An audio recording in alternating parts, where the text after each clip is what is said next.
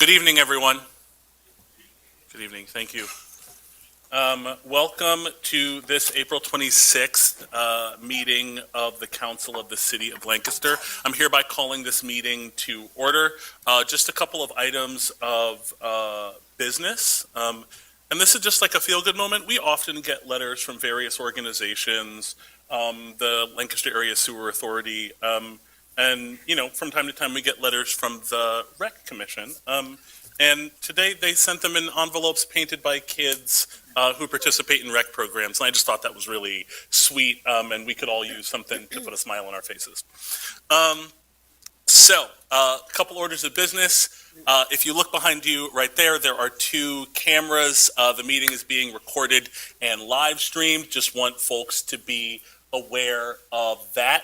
Now is an excellent opportunity to take your cell phone and put it on vibrate or turn it off. And then third, as you can see, there are plenty of folks here this evening. And this is a place where I've historically been lax. We're going to hold the length of comments to 3 minutes. When you have 30 seconds, and when you're commenting, you'll be there, and you'll be starting by giving your name and the block of your address, and you'll keep your eyes on me. At 30 seconds, I'm gonna wave you down so that you know, and it's not like, oh, I'm yelling at you while you're in the middle of a sentence, just so you know what your timing is like. All right, thank you. And with that, if you would, as you are willing and able, join me in rising for the Pledge of Allegiance. I pledge allegiance to the flag of the United States of America and to the republic for which it stands, one nation, under God, indivisible, with liberty and justice for all. You may be seated. Thank you. Oh, Mr. Harris, if you would please call the roll of members. Yes, Mr. President. Mr. Arroyo. Here. Ms. Baker. Here. Mr. Kalexty. Here. Ms. Craig. Here. Ms. Diaz. Here. Ms. Walsh. Here. And President Smith-Waddell. Here. Thank you. We go now to the approval of the minutes for the meeting of April 12th, 2022. Mr. Harris? Or actually, I'll hear a motion. My apologies. Motion to approve. Second. All right, we have a motion and a second. Council comments on the minutes. Okay. Hearing none, Mr. Harris. Mr. Arroyo. Aye. Ms. Baker. Aye. Mr. Kalexty. Aye. Ms. Craig. Aye. Ms. Diaz. Aye. Ms. Walsh. Aye. And President Smith-Waddell. Aye. Thank you. At this time, I would hear a motion from Councilor Bakay. Thank you, Council President.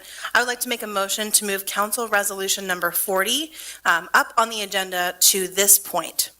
Second. All right, we have a motion and a second. What this would essentially do, if you have an agenda, you will see that Council Resolution 40 is us voting to approve or not the mayor's appointment of Mr. Todd Hutchinson as fire chief. You'll see it's at the end of the agenda, and we have a lot of our brave firefighters here this evening. So we're going to move this up the agenda so they can get on with the important work that they have to do. Are there any other council comments from the public? Or, I'm not sure if that's necessary, but just the same, are there? All in favor? Aye. Aye. Excellent, excellent. In that case, Mr. Harris, Council Resolution number 40, please. Sorry to put you on the spot. Yes, like Mr. that. President. A resolution of the Council of the City of Lancaster approving the appointment of Todd Hutchinson as Chief of Fire of the City of Lancaster. Motion to approve. Second. Okay, we have a motion and 3 seconds. Mayor Sirachi, please.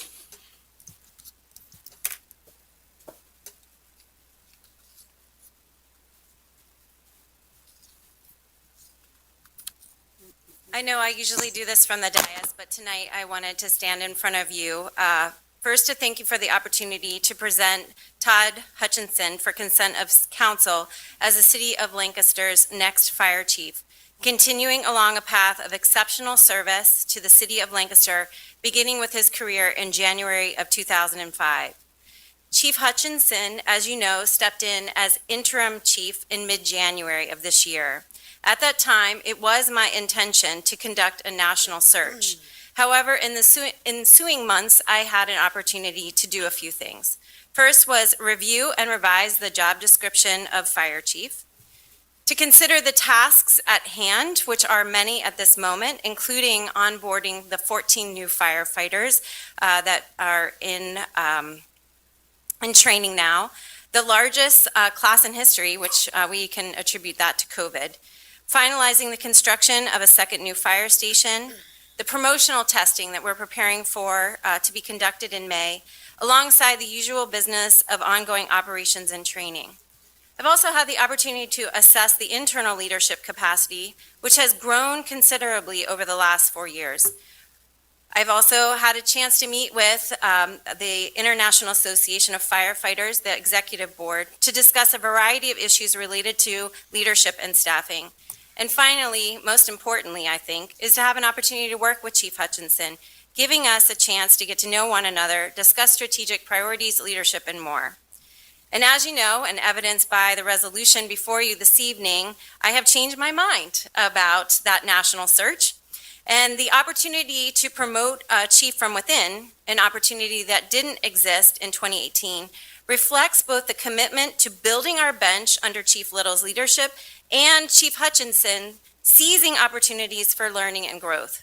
Chief Hutchinson's recent acceptance into the 2022 Fire Service Executive Development Institute, which is a grant-funded year-long leadership development program, is further evidence of this commitment to learning and growth. He was just one of 20 applicants that was accepted out of more than 150 applications. So tonight, we have much to be grateful for. The continued strong leadership within the Bureau bodes well for its future, and most importantly, for the safety of this community. Thank you. Thank you, Mayor. Acting Chief Hutchinson, would you like to say a few words?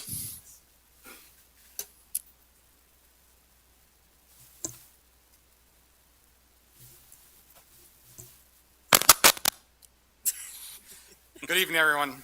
Mayor Srirachi, President Smith L. Wade, and members of council. I'd like to take this moment to thank you for your confidence in my leadership and appointing me as the chief for the Lancaster City Bureau of Fire. I take great pride in being chosen to lead a department with 140 years of continuous service to the citizens and the visitors of Lancaster City. The men and women of the Fire Bureau are the most dedicated and diverse individuals who take pride in protecting this great city. I'm thankful for the support of these individuals throughout my career and look forward to being able to support them now as their chief. I would also like to thank my wife Melissa and my 3 sons for their constant support throughout my career. As firefighters, we sometimes forget that our families are also sacrificing being together on holidays, birthdays, and other family events during our career.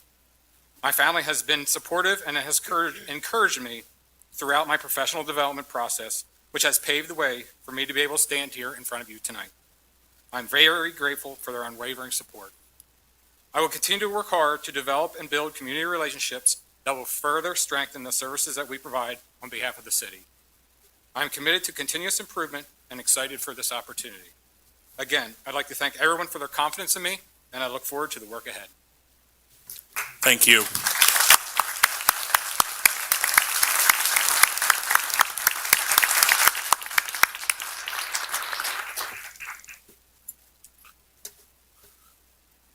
Council members.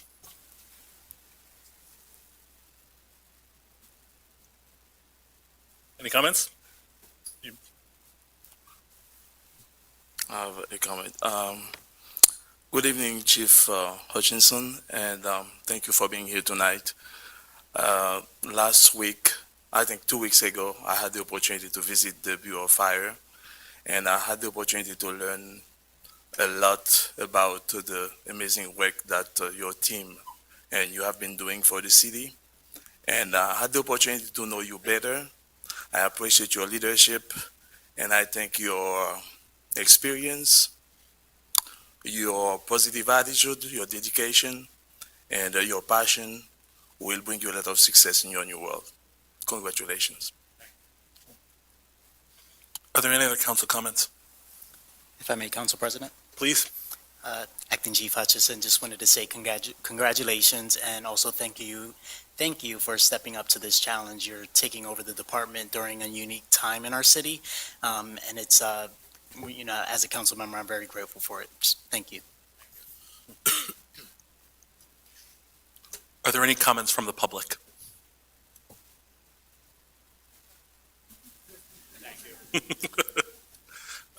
Okay. Council, this is one of the more important things that we do is voting to approve or not approve heads of city bureaus. I think this is a really excellent council. So I think I will now leave it to our collective judgment. Mr. Harris, if you would be so kind. Yes, Mr. President. Mr. Arroyo. Aye. Ms. Vega. Aye. Mr. Gillespie. Aye. Ms. Craig. Aye. Ms. Diaz. Aye. Ms. Walsh. Aye. And President Smith-Waddell. Aye. Congratulations, Chief.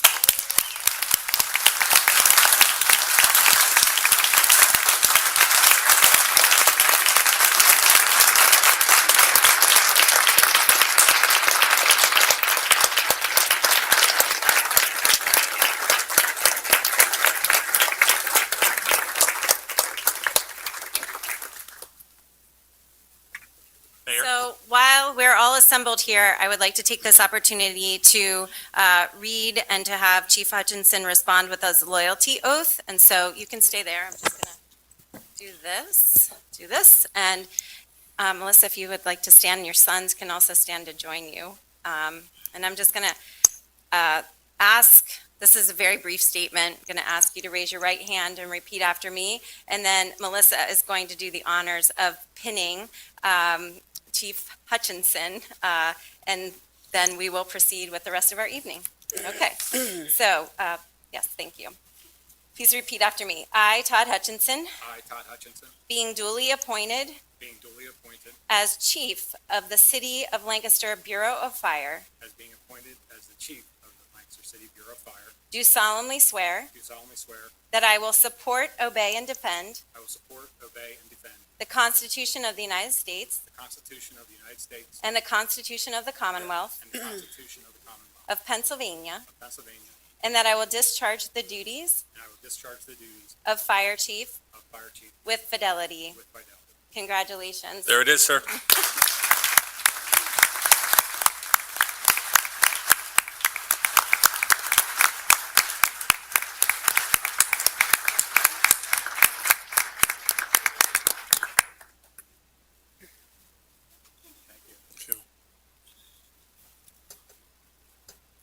Okay, congratulations again, Fire Chief. Folks, I am going to make a little pause in the meeting here. Anybody who wants to take this moment, if this is what you were here for and you want to take this moment to get back to your work or go celebrate or whatever you like, now is the time. Thank you for being here. Thank you. Congratulations.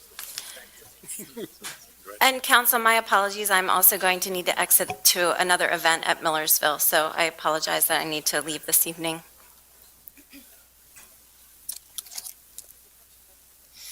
Okay.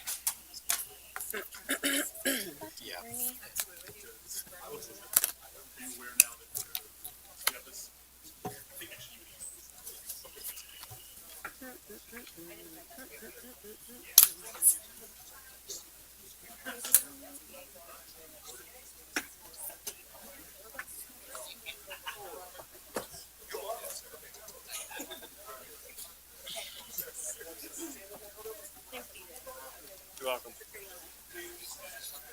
And like sustainable economy goal and equitable recovery from COVID.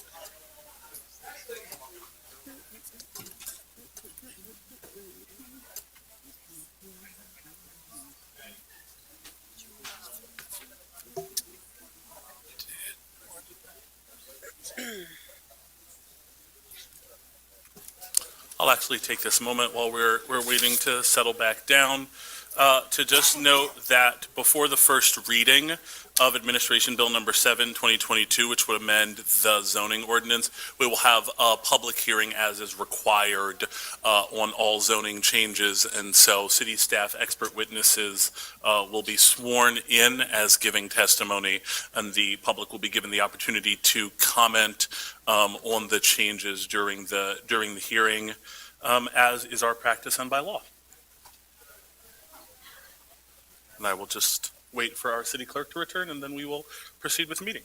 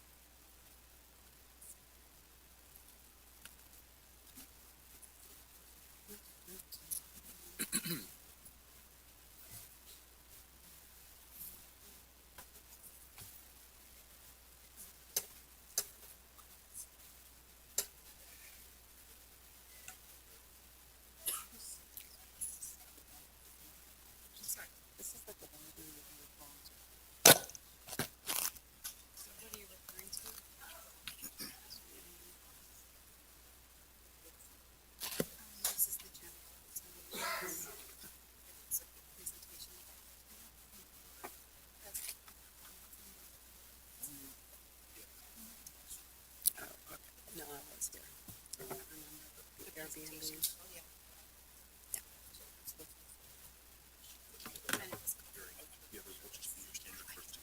Okay, that's right.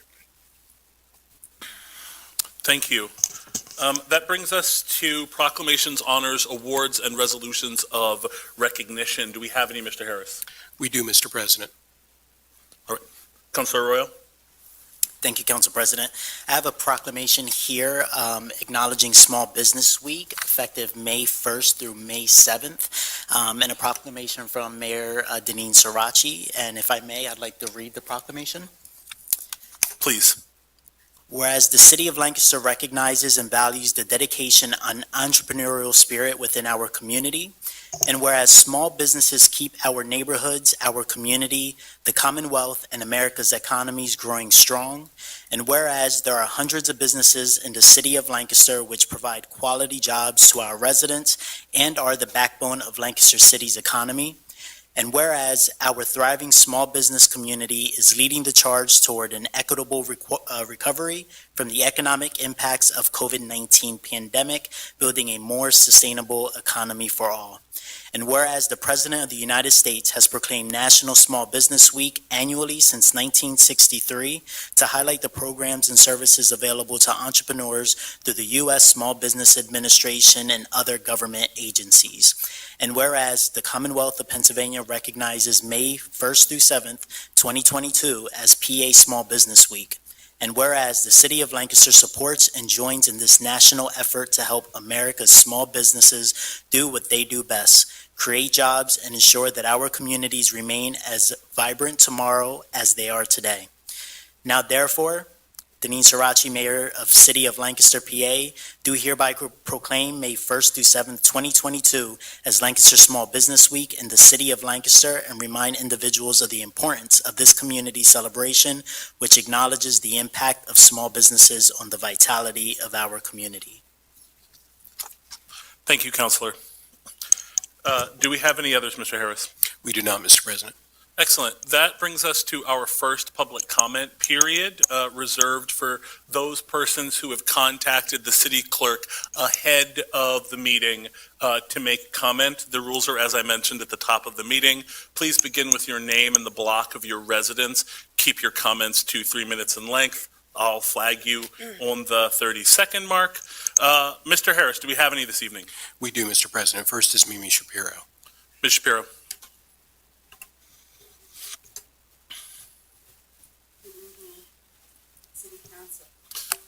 Ms. Shapiro, I'm so sorry. We didn't move the microphone back. I don't have that great a voice anyway.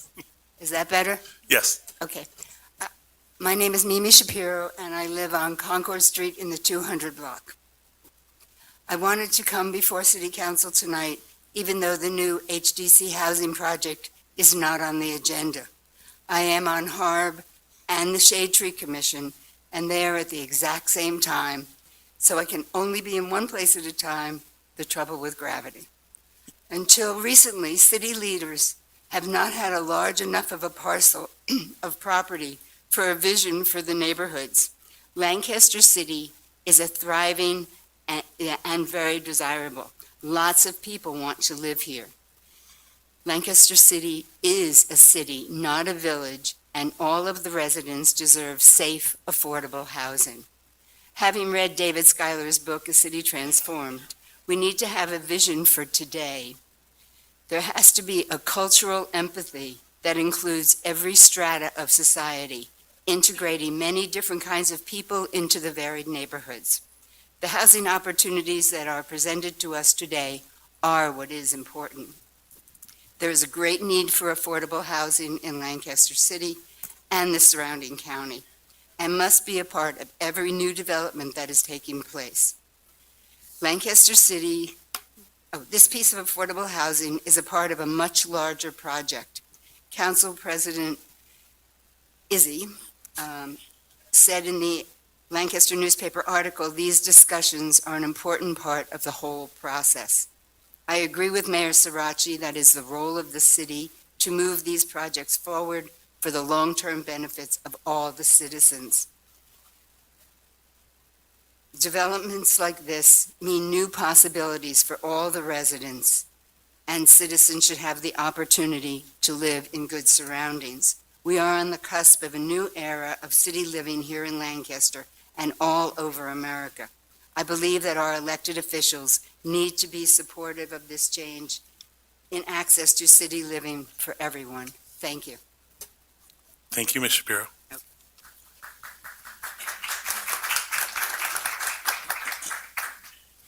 Do we have any others, Mr. Harris? We do, Mr. President. Next is LaRock Hudson.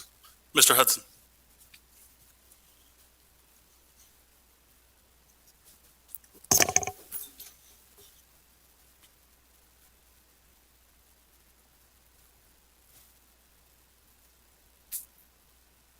Good evening, everybody. LaRock Hudson, 700 Block North Duke. I'd like to address council this evening about a member who deliberately recently took acts to silence and potentially harm residents within the city. While attempting to campaign for a state house seat, Councilor Diaz has been involved in outright attempts to censor residents in the public and on social media, going as far as to attempt to dox my employer online in order to incur some sort of negative consequence for me holding her accountable for misleading representations and outright racist narratives that have come through recent publications. On several occasions, I've also witnessed her lashing out at residents for seeking assistance from several members of this very body, as opposed to just her. Seeking assistance from members of council who are supposed to be a team and should be working together to alleviate the ailments of residents, to bring them together within of whatever's within their power and influence. Political officials, especially those calling themselves Democrats, should welcome people to become part of the democratic process with autonomy rather than appropriation. Anyone that did not know the campaign between two candidates who don't really like each other, can't really work together, and are able to split an electorate would cause a fracture in at least part of the city is tone deaf. For either of those candidates to prey on that fact, not recognizing there's still work to do as part of a team with their competition, does not deserve the opportunity to serve constituents or the residents of the city in even a minuscule position, let alone in a state government position. What exactly is it called when someone speaks untrue statements about another person in the public realm, expecting there to be a negative consequence or a negative connotation incurred? That would be slander, correct? Libel? This is the activity that this person presently engaged in 30-second flag. against residents and the press. Most of you have seen these things go on. And the saying is, if you see something, say something. I see a lot, and all of you have more connections than I do. So that means you see a whole lot more than me. The residents are tired. They need folks who are going to defend and protect them, not use them up and not use them as props. We are your power. We're not your pawns. Time's up for not standing on what's right. Your people are hurting, and they need you to be their protection. Thank you. Thank you, Mr. Hudson.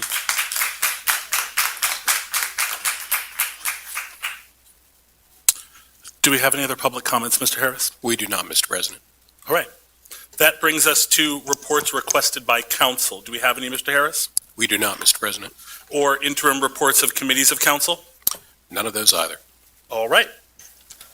In that event, that brings us to our legislative agenda, which seems to begin with legislative budget transfers. Council President, as you're aware, the city is self-insured for workers' compensation costs, and each year, funds to pay workers' compensation claims are included in the individual department budgets, but those claims are paid from the administrative services budget. So each quarter, we shift money from the departments where those injured workers have made claims to the administrative services budget to cover the cost. For the first quarter of the year, workers' comp claims were made by police, parking enforcement aides, and firefighters. A total of $23,211.45 is being moved from those department budgets to the administrative services budget. Because this money is being moved between departments, this requires city council approval. Therefore, I make a motion to approve the first quarter workers' compensation transfers totaling $23,211.45 as proposed. Motion to approve? Second. We have a motion and a second. Council comment on the legislative transfers. From the public? I'm so sorry. Is the door closed? It is. It's just, okay. Well, I'm glad they're having a good time. Hearing none, Mr. Harris. Mr. Arroyo. Aye. Ms. Beke. Aye. Mr. Gillespie. Aye. Ms. Craig. Aye. Ms. Diaz. Aye. Ms. Walsh. Aye. And President Smith-Waddell. Aye, thank you. That brings us to ordinances for final passage. Administration Bill Number 6, 2022. Mr. Harris? An ordinance of the City Council of the City of Lancaster rewriting Chapter 182 of the Code of the City of Lancaster, lead poisoning prevention and lead hazard control, providing for the repeal of inconsistent ordinances, providing for the severability of the ordinance, and providing that the ordinance shall take effect in accordance with Pennsylvania law. Motion to approve. Second. Second. Okay. We have a motion and a second. Councilor Craig. Thank you, Council President. Thank you, Council President. We had discussed this earlier in the month, and I don't have a whole lot to add to it, so I'll give you the revisions to the lead ordinance include two major components. First of the ordinance expands the requirements for all rental properties to demonstrate lead-safe standards every 2 to 4 years. Secondly, it strengthens the response to children with elevated blood levels by reducing the time required for response and giving health officers the ability to require the relocation of a child who has been diagnosed with a very high elevated blood level and move them to a safe location. I don't have much more to add to that. If Ms. Geiser wants to add to that, no? Thank you. Other council comments?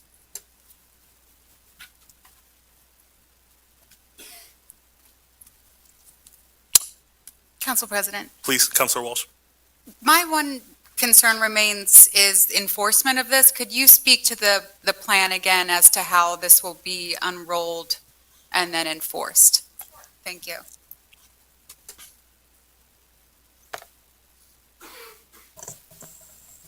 Thanks for the question. I know there are a lot of details. Rebecca Geiser, Deputy Director of Health, Housing, and Community Development.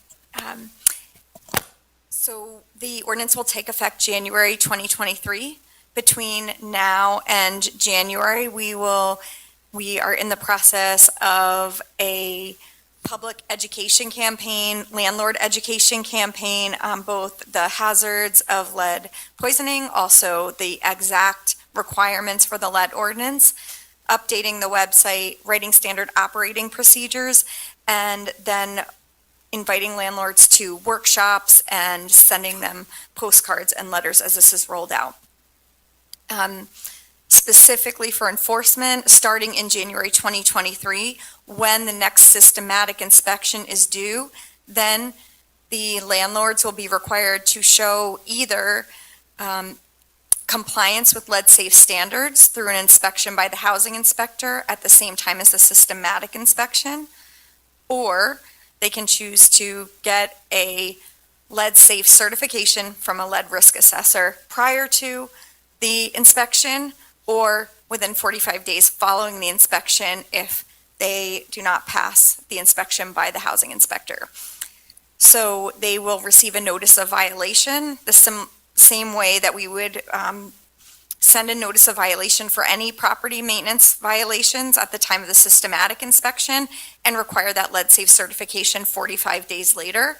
And we will schedule what we call a reinspection at 45 days to check and see that they have indeed sent that back into us.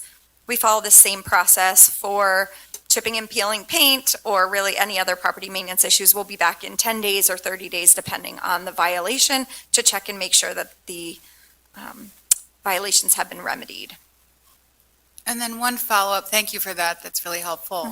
One follow-up to that is that for landlords, this can be potentially very expensive depending if there is lead present or not. Can you remind us of the funding sources that may be available to landlords to take advantage of? Absolutely. The community has committed $60 million to the lead hazard remediation in the community. The city has a HUD lead grant of $10 million that we are remediating lead hazards in certain census tracts in the city in families with certain income levels. Lancaster General Health Penn Medicine has committed an additional $50 million to throughout the county, that is, to remediate additional houses for any lead paint hazards. So that program comes with program enrollment, some case management if you have an elevated blood lead level, risk assessment of the home, and then a plan for remediation. Great. Thank you. You're welcome. Ms. Geiser, while you're up there, it's well known that the challenges of any modern city related to housing are significant, and we all know that our housing code inspectors do a lot of work. With the increased enforcement implicit in this ordinance, how are we approaching any capacity challenges that we might face in addressing this? We anticipate that each inspection will take about 30 minutes longer than it is currently taking, and that we do inspect every property once every 4 years.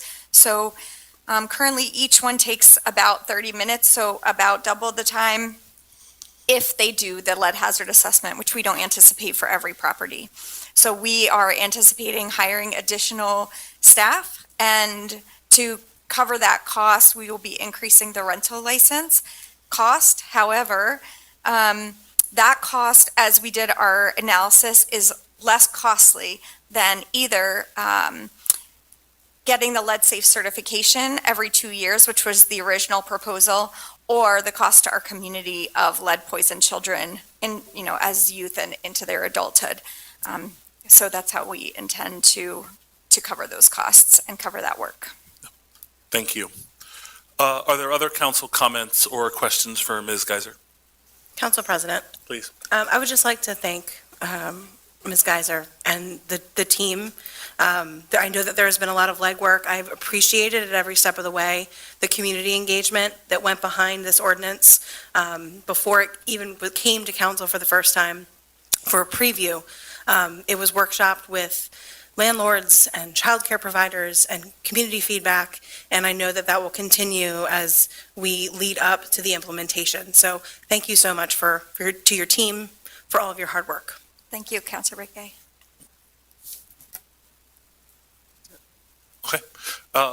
From the public. Ms. Lopez.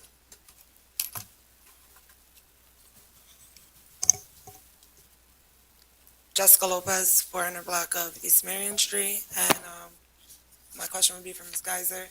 In that regard, what would the levels be that would strike these type of actions? And then when those levels get founded in whatever case, because you're saying some houses won't undergo the lead checks or whatever the case may be, when those levels get founded in kids, what would the penalizations be? And how severe is it? Because this is a, as you know, it's a lifelong disease that follows through and deteriorates the child.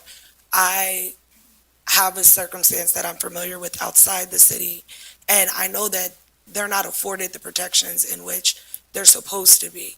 So when children do get lead poisoning and these things do happen, nobody does anything for real.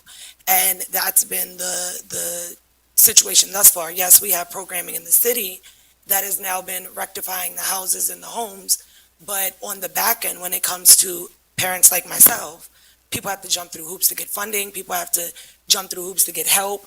Because my son was infected with lead poisoning in the county, in Millersville, 10 minutes this way, we can't get help in the city. So it's like, what do these parents do, and at what levels do we actually deem them high enough? My son's lead levels were 6.5, and because they weren't 10, they said it's not severe enough, but 6.5 is high. So it's like, at what level are we really protecting the children in this instance? Ms. Geiser, if you'd like to answer that, and actually, if you anticipate there will be follow-up questions, you may sit there by the stenographer's microphone. But that's up to you. My microphone is off, so sorry. No, you can answer that as you like or as you will. I would, actually, that would be great. Thank you. Thanks for your question. So I understand your question to be in the case of responses for kids with elevated blood lead levels, what resources will the city be giving for those children? Yes, and then what penalization will landlords face? Because I've sat in city council, I've watched landlords, property owners come in here and try to fight against and get city council to change their lead remediation laws. Like, I've seen these slumlords come in here and be like, this is an issue, but the real issue is that they're allowing this to still transpire. The one landlord came in here, told us he had a building with 56 windows that have lead in them, and he can't afford to fix it. So it's like, that building still sits, people are still affected. Now, should he negligently lead to somebody's child catching lead poisoning, what are the ramifications, and how is our city protecting our children? Okay, thank you. So what we can do, what we are proposing in this ordinance is that at the point of time when we check the house, we ensure that it is following lead-safe standards, that the landlord has followed lead-safe standards, and we can issue that notice of compliance at that point in time. If they don't comply with that, that will go to a notice of violation and then to a potential citation in the court, the same way any property maintenance violation would go through the system. If they do meet the standard of lead safe at a point in time, there are other circumstances where the property may become unsafe over time with wear and tear, if doors rubbing or children chewing on windowsills, things like that. And in that case, we would respond with the elevated blood lead level response, which is particularly if it's 45 or above, it would be, we would require the child to 45. That is when the treatment kicks in. That's when the health officer would be allowed to Like, they're almost dead at that point. Right, when they are not almost dead, but that's very severe, that's when they would have to go to a safe location. Yeah. Prior to that, we would continue to require remediation at that point of the property to make sure the property is made safe for the child. So their process called environmental investigation. Okay. All right, I appreciate the response. Thank you. Thank you, Ms. Lopez. Thank you, Ms. Geiser. Are there any other comments from the public? Going once? Going twice? Oh, Ms. Torres, please.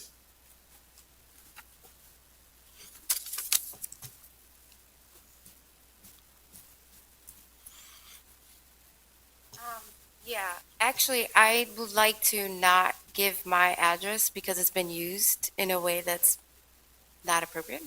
That's fine. So, okay, Name? Southeast Quadrant, Lancaster, PA, Nellie Torres. Yep. So that's really vague. I think, so one, let me start here. There seems to be a difference in the danger zones between like hospital and like, I think it should be made sure that these organizations are on the same page of what is unsafe. So that's one. Can I answer that one first? Yes, Yeah. please. So the unsafe level is set by the CDC, which is 3.5 microliters per deciliter in the blood. And that is what we consider unsafe as well. So when we get notification of any child with 3.5 or above, which is the same as the hospital, we do consider that unsafe blood lead levels, and we will then require an environmental investigation to see where the child is getting the lead poisoning from, most likely the home or outside of the home. Okay. So, because I know somebody that they got conflicting information, and had they not been thorough, they wouldn't have been able to get their, child the help that they needed. So it's really important for the organizations to be on the same page about that stuff. But also, when we're talking about ramifications and consequences, what does that look like? Are there any examples where you have taken some of these folks to court or something like that where, you know what I mean? Because right now, like, even funding, I've seen the tables and things like that with your organization and stuff like that. And it's, if you have kids, we'll talk to you.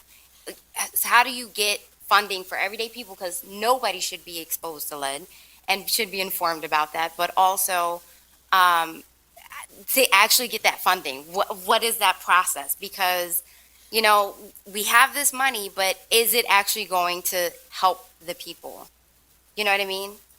Sure. So generally speaking, the qualifications are income related, geographic, located. So for the city program, it is in certain census tracts in the southwest and southeast. And additionally, Lancaster General Health, all of Lancaster County, including the city. Also, their income qualifications. And right now, both sources are prioritizing homes with kids 6 and under because we are really seeking to get to the low and moderate income families with children who are the most at risk and who need the help the most starting out with the funding. So we're trying to prioritize those families to start with. So to answer your question about how to find that out, that would be on our city website or there's a phone number. Someone will pick up the phone there in the lead hazard control program and also lead-free families, Lancaster General Health. And we work closely together, so we'll refer either way. And do they need the permission from the landlords to get inspections? Like the inspections done? That is a good question. I'm going to refer you to our Bureau Chief, Craig Walt, at the end of the meeting, and you can discuss all the details of exactly how the mechanics of the programs work. Yeah, and I think that's the missing component here, is that there's some of these details that the everyday person is not going to know, but should have access to and should know exactly, you know what I mean? Because we're hearing like, oh, there's money for this and there's a solution, but the journey to get there isn't quite Yeah. that simple. So I'd but- say two things to that.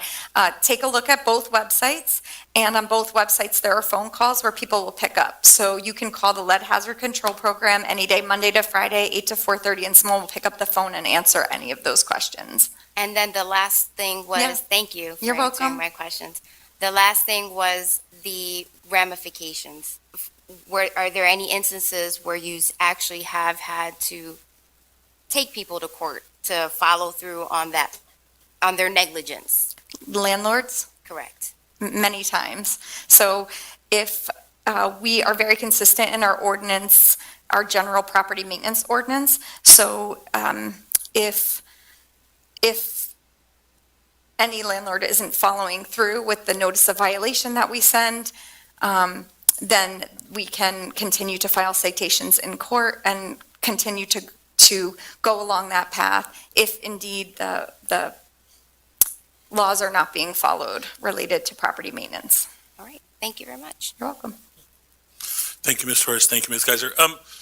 Mr. Walt, would you just raise your hand so Ms. Torres knows that's who she might be looking for at the end of the meeting? Are there any other public comments? Please.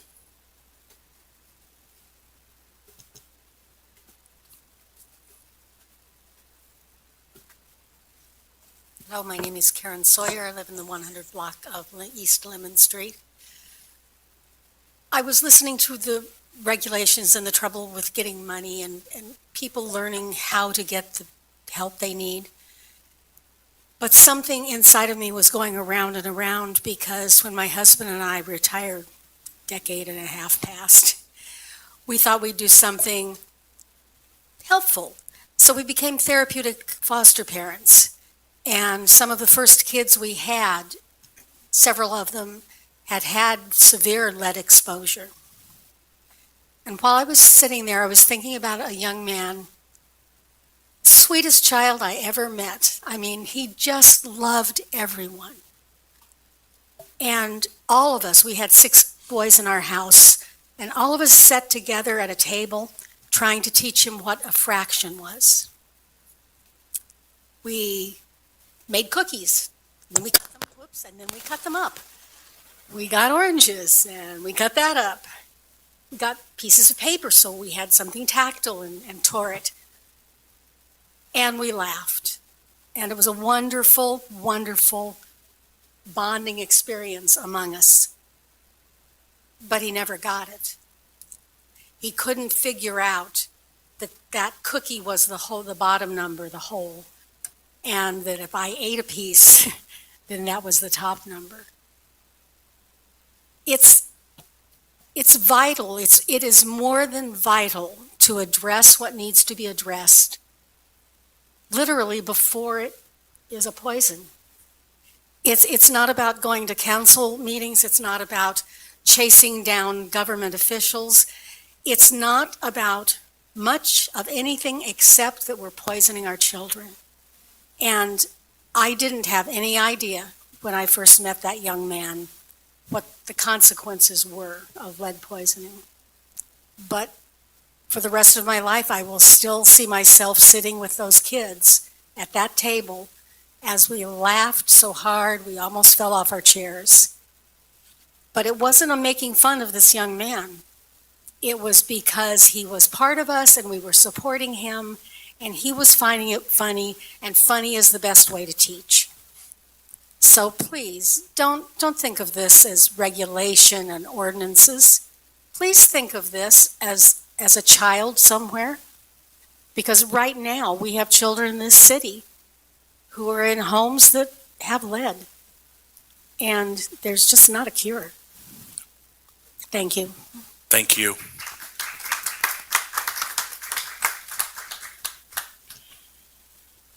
Are there any other public comments?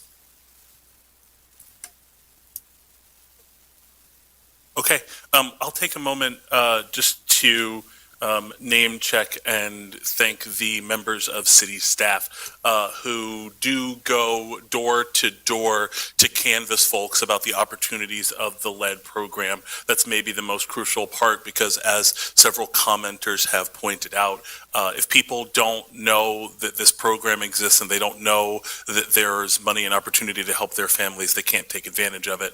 And as was so eloquently pointed out, we are losing an unrecapturable resource, which is the quality of life of a child. Hearing no further comments, Mr. Harris. Mr. Roya. Aye. Ms. Beke? Aye. Mr. Kalexty? Aye. Ms. Craig? Aye. Ms. Diaz? Aye. Ms. Walsh? Aye. And President Smith-Waddell. Aye. Thank you all. Thank you.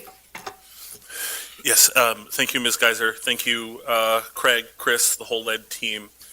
That brings us to ordinances for first reading. Give me just a second to make sure I have all of my things in order. Okay. I hereby call to order a public hearing on Administration Bill Number 7, 2022.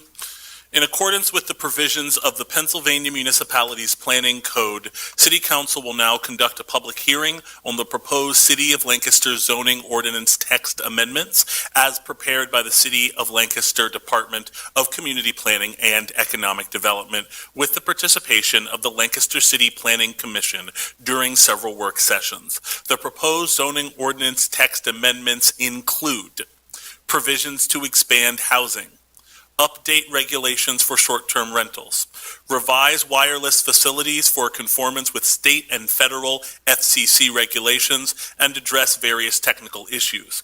The purpose of the hearing is to allow the department to make a brief presentation on the proposed zoning text amendments and to provide an opportunity for public questions and comments. Tonight's hearing will be followed by the first reading of the bill to adopt the proposed zoning text amendments. And if you're not familiar, no council action will be taken this meeting. So the way that we're going to do this is we have a stenographer here, because this is in fact a public hearing as required by law. Testifying staff and expert witnesses will be asked to swear, will be sworn in. Following their presentation, I will ask members of council if they have any questions or comments for those testifying. So that'll be the first series of interactions. And then I will invite questions and comments from the public. And then after that, if the Department of Community Planning and Economic Development has any follow-ups, I'll allow them to proceed from there. Director Delfs, who will be testifying this evening? Doug Smith and myself. Would you please come and be sworn in?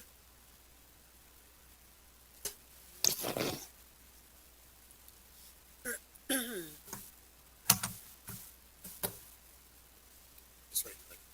you solemnly swear or affirm to tell the truth, the whole truth, and nothing but the truth? I do.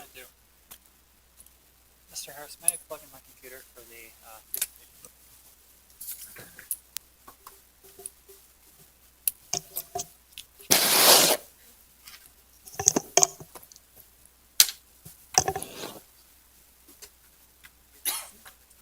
As a point of clarity, in case anyone else is wondering, no one else need be sworn in to engage in public interaction here, so you don't need to be sworn in to make a public comment on the proposed text amendments. Gentlemen, whenever you're ready.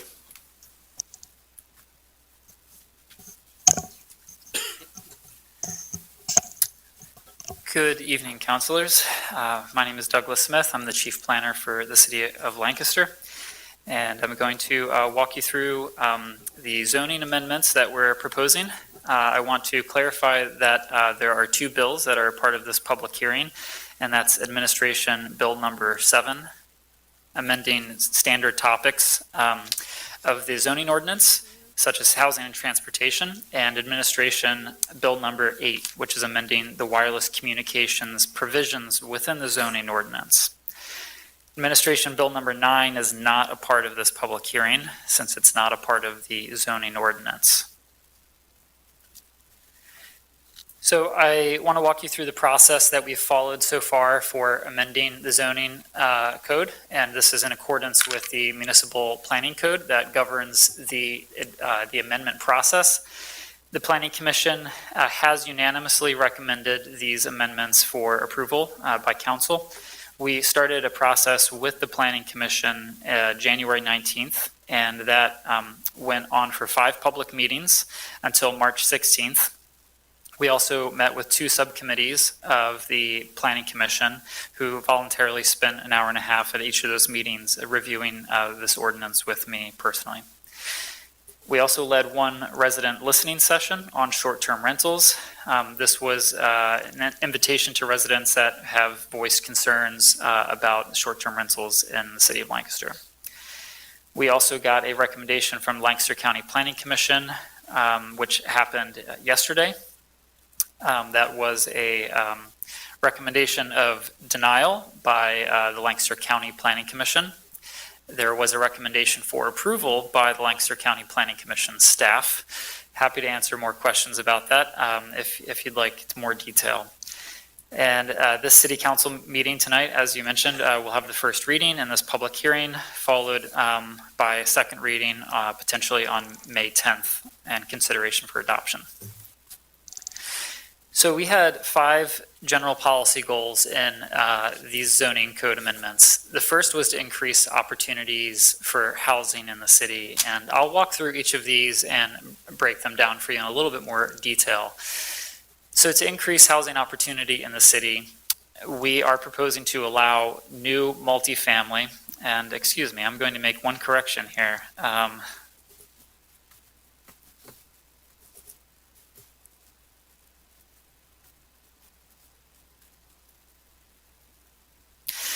New multifamily to be permitted by right in RO and MU. So that's the mixed use district and residential and office district. To allow non-family rentals, these are 3 unrelated people living together, to exist in the R3 without an owner occupant. And thirdly, to allow conversion of rear structures for single family units, carriage houses, garages, etc. The second policy goal was to create a mixed-use and walkable urban environment. We're proposing to do this by limiting lots used exclusively for parking, specifically surface parking, in the central business districts in the downtown. To adjust building height for ground floor commercial, to permit more mixed use, and to exempt wheelchair lifts from dimensional requirements. Third policy goal was to update short-term rental regulations. First, we want to make our language current with how most people are referring to these units. Right now, we refer to them as visitor house rental, which makes it complicated for people to find the regulations on short-term rentals. So we're proposing a language change to short-term rental. We're also proposing to limit short-term rentals in residential neighborhoods, in particular the R3 and R4 districts. Also to update parking requirements so that we are increasing parking requirements for short-term rentals as the number of bedrooms increase for those units. And finally, to address homestays, which is what most of us think of as a bedroom that's being rented out in an otherwise occupied structure, which our zoning ordinance hasn't adequately addressed to date. The fourth policy goal was to update wireless communications regulations. First, to reasonably provide for wireless communications, but also to maximize local control while becoming consistent with federal regulations that have been updated in recent years and state regulations. We also want to separate regulation of private property from the public right-of-way. This is another part of the requirement to become consistent with state and federal law. So that's why the Bill number 9 addresses the right-of-way. This particular bill addresses the private property through zoning. And finally, to preserve aesthetic and historic character and make sure that these wireless facilities, which we all need to operate our cell phones and use lots of data, doesn't create problems for our aesthetics and historic buildings. And a few technical issues that I'm happy to elaborate on if needed, but are not very noteworthy. That is a brief summary of the contents of this zoning amendment. Happy to answer questions about any specifics. Council, please bear with me. I'm going to take the first question for myself. I think it's inevitable. Tell me about the Planning Commission recommendation of denial. Sure. So, County, yes, this is the County Lancaster Planning Commission, County yes. Planning Commission. Thank you. Important to make the clarification, the City Planning Commission recommended unanimously after a thorough review. The County Planning Commission, while I was not present at that, I have the recommendation letter from both county staff and from the County Planning Commission. I believe Councilor Craig was also at that meeting too. My understanding is that the primary concern was by a couple of members in regards to the non-family adjustment in the zoning code. So to clarify a little further, a non-family unit means that up to 3 unrelated people can live together. I think we all know this happens across the city for affordability reasons. In the R1, 2, and 3 districts, that has to be homeowner occupied, non-family unit. The R3 district is one of our largest and most dense residential districts that we have, and it's where a lot of rentals also exist. So we're asking that the homeowner requirement be removed from the R3 district to bring our zoning code more in conformance with actual situations out in the community. I understand that a couple of County Planning Commission members took issue with this, and I think personally it sounds like there may have been more detail that was needed for them to make a full decision, but there was some concern about there being too many people living in one house. I just want to reiterate that the non-family unit does require a maximum of 3 unrelated individuals. Thank you. Councilors, please. Council President, I don't have a question, but I do have a comment. And it sounds there was a misunderstanding that when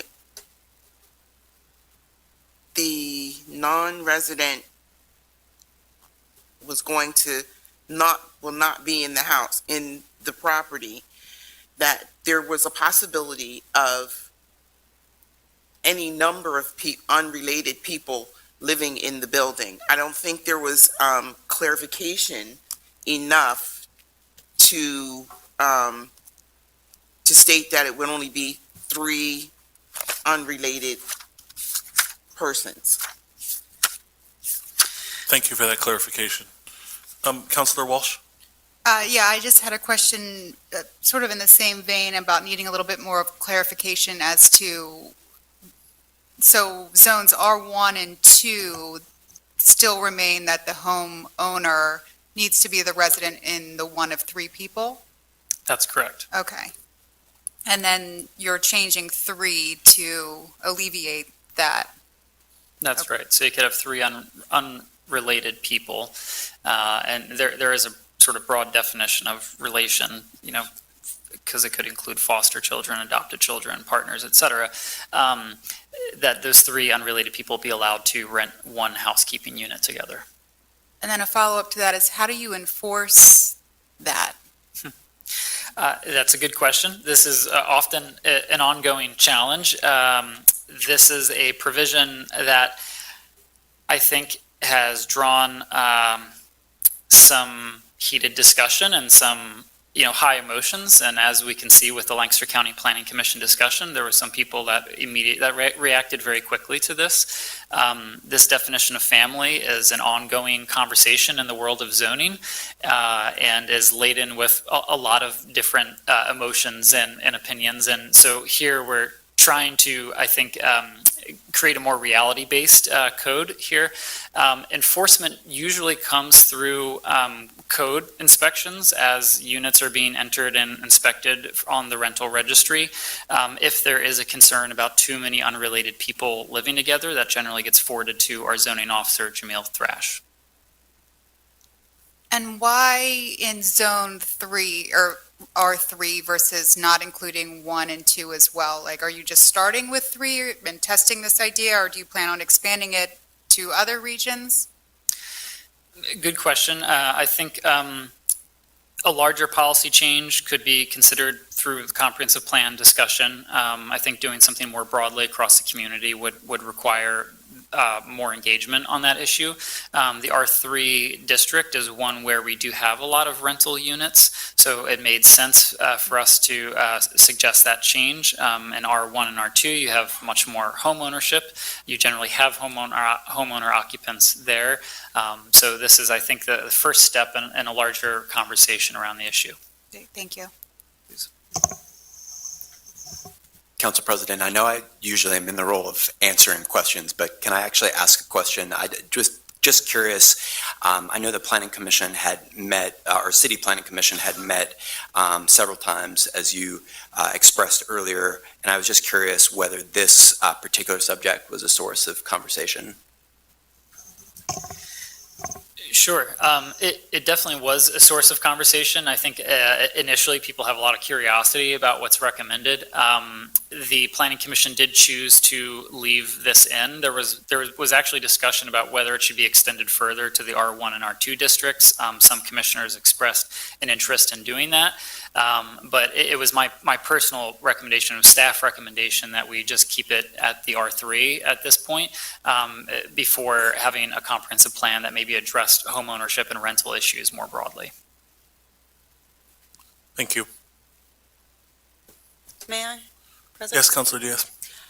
So if there's a family of 4 with 2 children, and obviously that's all they can afford, so what do? You tell them that they can't live there because they have an extra child? So a family, they would all be related, so they actually wouldn't qualify for a non-family unit. The family definition in the zoning code has about 6 small paragraphs that address a lot of these nuances. But the general answer is that people who are related can live together. There may be certain codes from building codes about how many people should be in a bedroom, safely. I don't know those figures offhand, but that's not addressed through zoning code. Zoning code does address the size of the unit and the number of unrelated people who can live together. And just for a little bit of sort of history on this, a lot of these zoning codes grew out of, in this community in particular, my understanding is concerns around fraternities and sororities early on, and there being a lot of unrelated people living together. It also, I think, has roots in other objectives of, possibly even discrimination and other more tenement housing type situations. So there's a long history to how these zoning codes evolved and became commonplace. But 3 unrelated people together is acceptable to the Planning Bureau and the City Planning Commission. So just an example, two immigration families come. They're obviously not related, but they need housing. So how would that be enforced, since they're seeking asylum, they're looking for a home?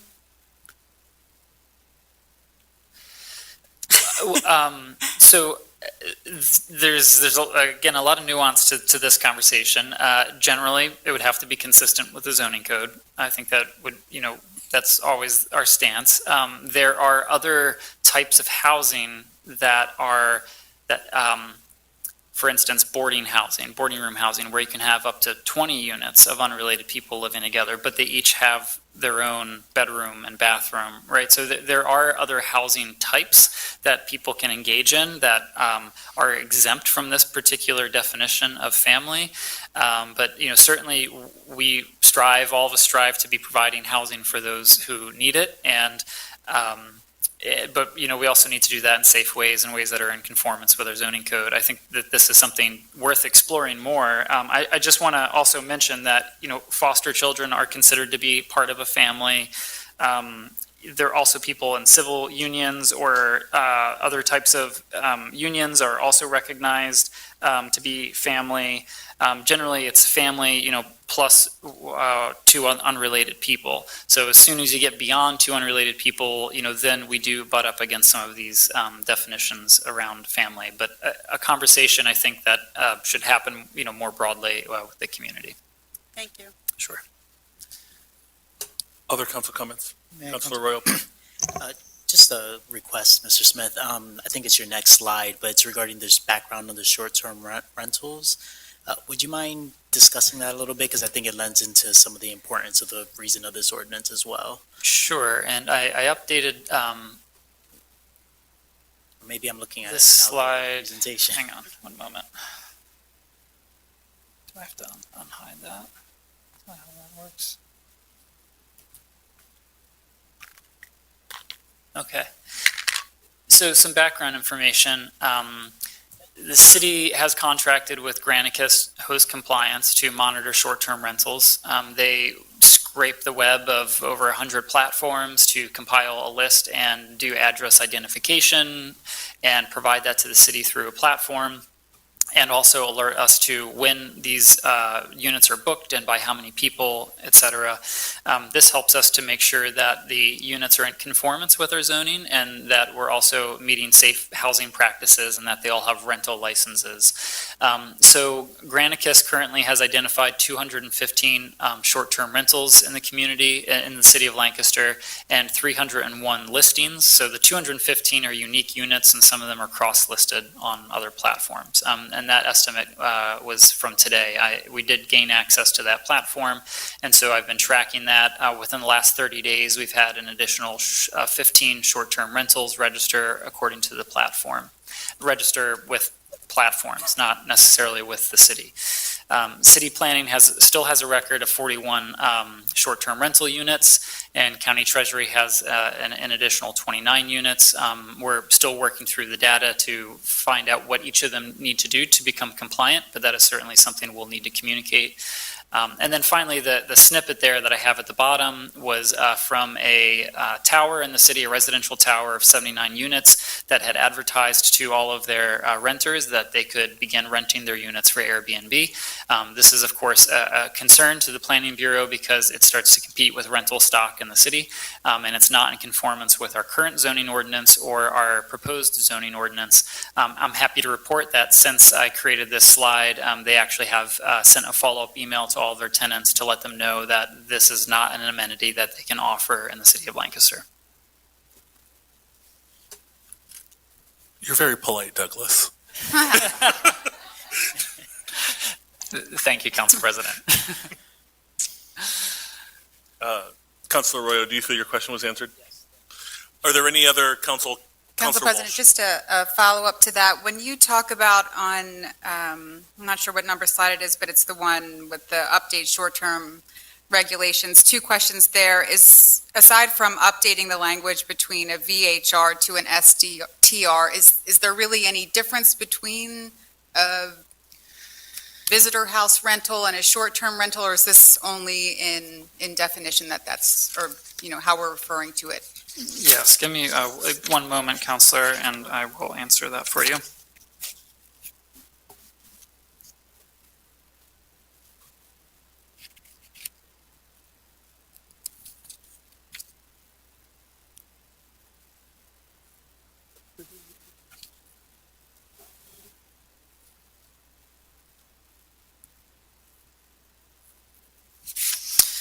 So we made a slight amendment. I'm just having to remind myself about which word we added here. Give me just 1 minute and I can better answer that for you. It was a slight adjustment. So currently known as a visitor house rental, we're proposing that it now be called short-term rental.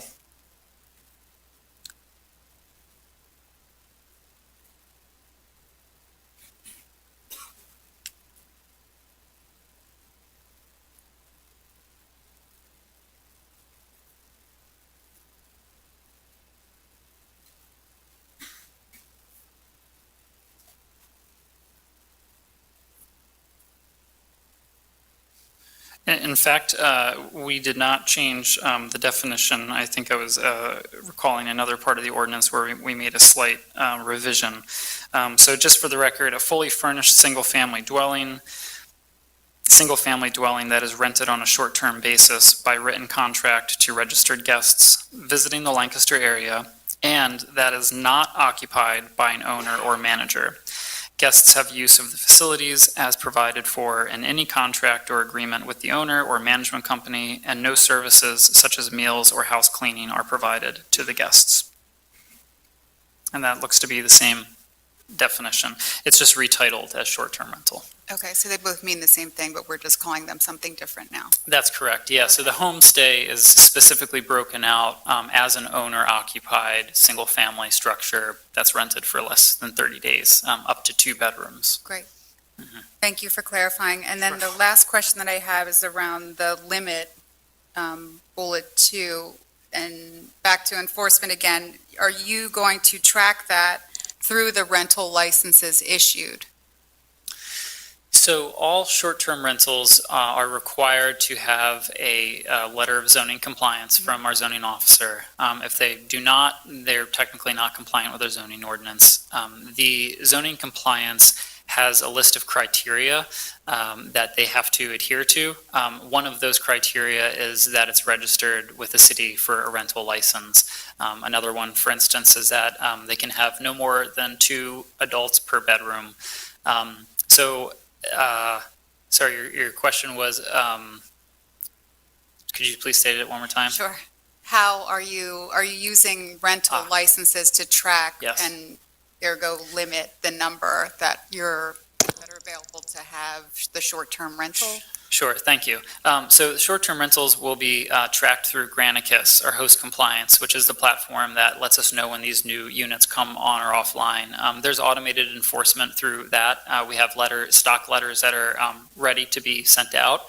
The rental license is one of the criteria for meeting that compliance, and they actually need a transient dwelling license in order to operate. So we're working closely with codes on the enforcement side of this, and they're tracking this to also make sure that all of these short-term rentals have rental licenses. And just want to reiterate that units that are operating without rental licenses really do create housing safety issues if there's not a fire extinguisher, smoke alarms, and other basic things that are required in rental units. Thank you. Sure.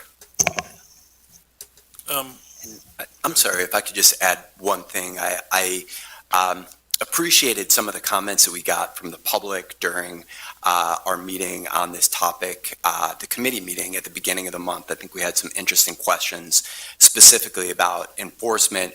So the various bureau chiefs within the department have had some really interesting conversations about this over the last few weeks about how we align these different operations. I don't want to get too much into the weeds, but we do track the rental properties through another software called Munis. And through this coordination between Douglas and his team and our Property Maintenance Bureau, we've actually done a fresh assessment of where properties are out of compliance with the rental license itself. So I actually have other documentation here on the table that we've been in the midst of developing to actually notify property owners of being out of compliance with the rental license.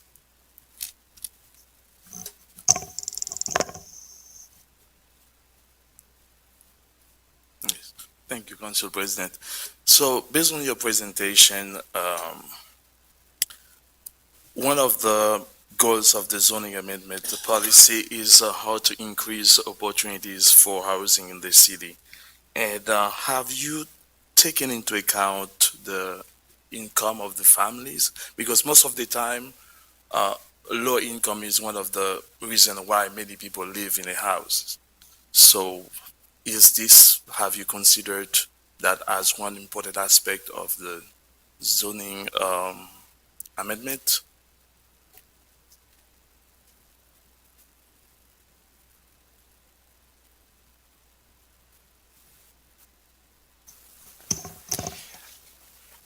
Thank you for the question. This This question of affordability and access to quality housing is really threaded throughout all the work that we're doing in the department right now. I would say that we've been addressing this most from a larger policy angle, really through the interim housing strategy, and thinking both about those programs that can help with production of new affordable units and also programs that assist with the rehabilitation of existing housing to make sure that the affordable housing stock that we have that is in good shape, that we can actually maintain that and that families can stay in that housing. With respect, the zoning ordinance amendments that we're considering tonight are fairly technical and surgical, although there is an important connection to housing because we really have to lean in. Our feeling as a department, as an administration, is we have to lean into policies that add to the housing supply. And there are some small changes in this zoning amendment that help provide a little bit more ease of access to generation of housing supply. Thank you. Councilors, I'll give you one more opportunity before I open it up to members of the public. Council President, I'm sorry, I have one clarification. This is directed to Councilor Walsh's question. I should have trusted my instinct that I did make a small change to that definition, so I just want to clarify what that is. The only thing that was added, recommended by the Planning Commission, was that it is rented on a short-term basis by written contract. This was because the Planning Commission wanted to differentiate contracts that govern rentals and rather than say someone visiting your home for an extended period of time or for 30 days or less. They didn't want to be interfering with more casual visitation, so the written contract clause was added to the short-term rental definition, and it's also echoed in the homestay definition as well. Thank you. Councilor Walsh, did you have an additional question? Okay, No. excellent. Okay. As I said, and particularly for the record, begin with your name and the block of your residence. I'll flag you down for 30 seconds. Is there comment from the public on the testimony made? Ms. Mayunas.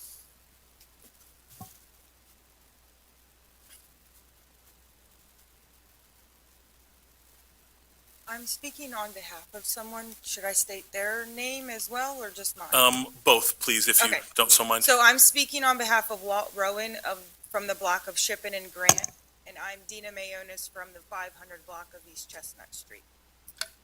So question number one, it seems from the last meeting that I came to early April, some things have changed, so I'm just going to read the questions and then we can go from there and correct anything that I may have misstated. The original ordinance giving zoning approval by use for visitor house rentals in R3 and R4 zones was written and defined specifically to be a fully furnished single-family dwelling that is rented on a short-term basis, not to exceed 30 days. It is not owner or manager occupied, and the entire dwelling shall be rented in the name of one individual who represents the entire rental party. If this description is to be followed for STRs, how can an owner purchase a single-family dwelling, furnish it for tourist travelers, but divide the property into 2 or 3 effective rental units and still be in compliance with the permitted by use zoning law? First, this owner might claim he does rent the entire property as a single unit to one party. However, he has also created a flexible dwelling that can be divided into smaller, separated spaces, maybe only by locking a door, that effectively creates a multi-unit rental as well. If this happens, the owner would appear to be in violation of the original intent of the STR ordinance as it relates to the definition of single-family rental. In addition, this owner would be also violating the portion of the ordinance that states it must be rented to one individual representing the entire party. Second question, if this new amendment is passed, any existing STR dwelling that is in compliance with the existing ordinance and properly registered with the city will be grandfathered into R3 and R4. Once this new amendment is passed, can an owner who is found to be operating an STR without proper registration or not compliant in any way be given time to comply and register in order to then be grandfathered in to operate an STR in R3 and R4?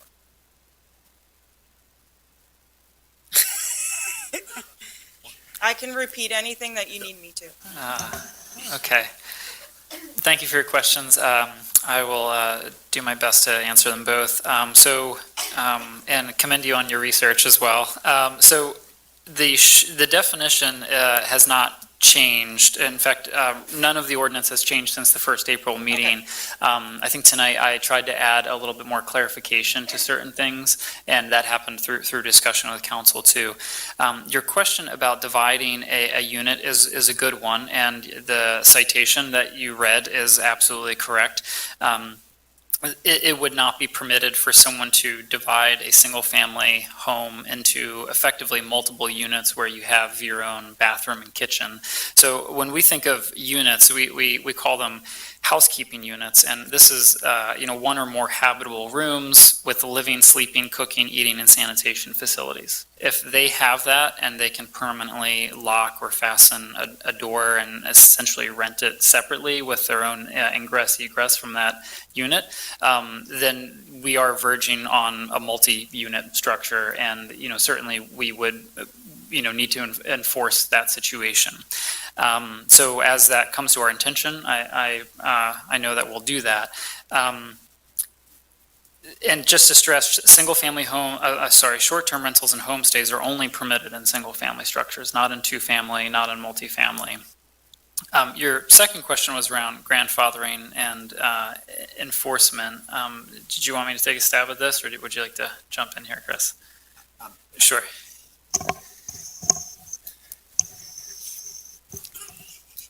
If I misunderstood your question, please let me know.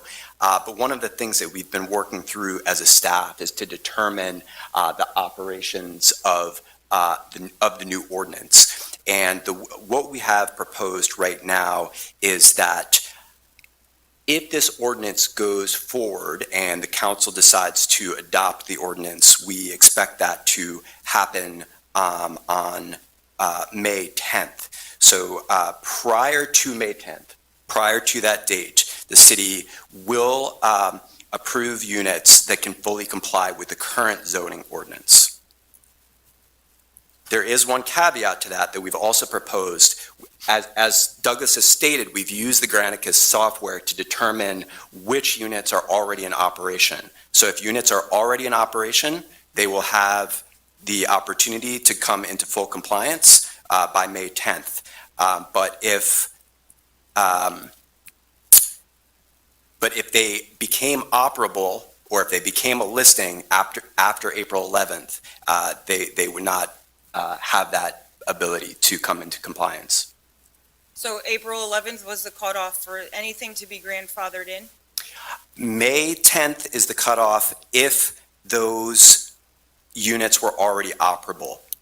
Legally, though, so if somebody's illegally doing this right now, we're going to say, oh, it's okay, you're doing it illegally, we're giving you a chance to do it legally by May 10th? If they are meeting the rules of the current ordinance, but they weren't fully registered, we are giving an opportunity to become registered by May 10th.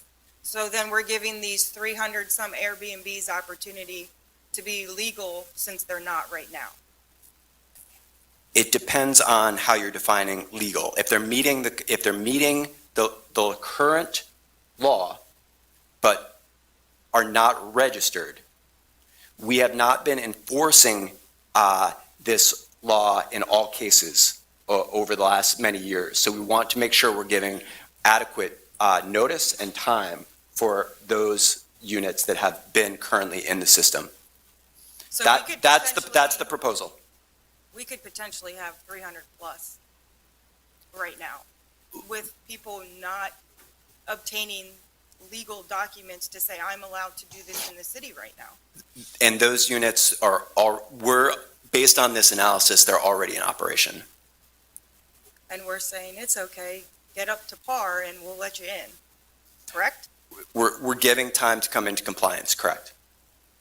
It's very concerning to me, and this is why. Excuse me, no. Please don't. Thank you. Please continue, Ms. Mayunas. Sure. So this is what's concerning to me. We have a goal to meet for low-income housing as a city, correct? And if we're allowing all of that to happen, our neighbors are gone. We're unknitting neighborhoods that are tight-knit. We are pushing out the elderly woman that's lived in the city for 4 years, the single mom down the street's getting pushed out because the landlord wants to do Airbnb. How do you mitigate lead when the investor's in Colorado sitting and can't let you into the house to mitigate it? So I really hope everyone sits here and thinks about what you campaigned on last year and then what's happening now in this city for low-income housing.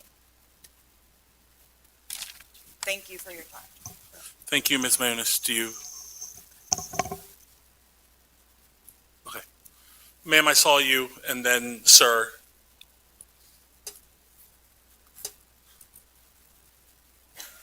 Thank you. Hi, my name is Gail Scott. I have an office in the 300 block of North Lime Street where I live part-time, and I'm a property owner here in Lancaster with my husband. We own 4 properties that are in either R3 or R4.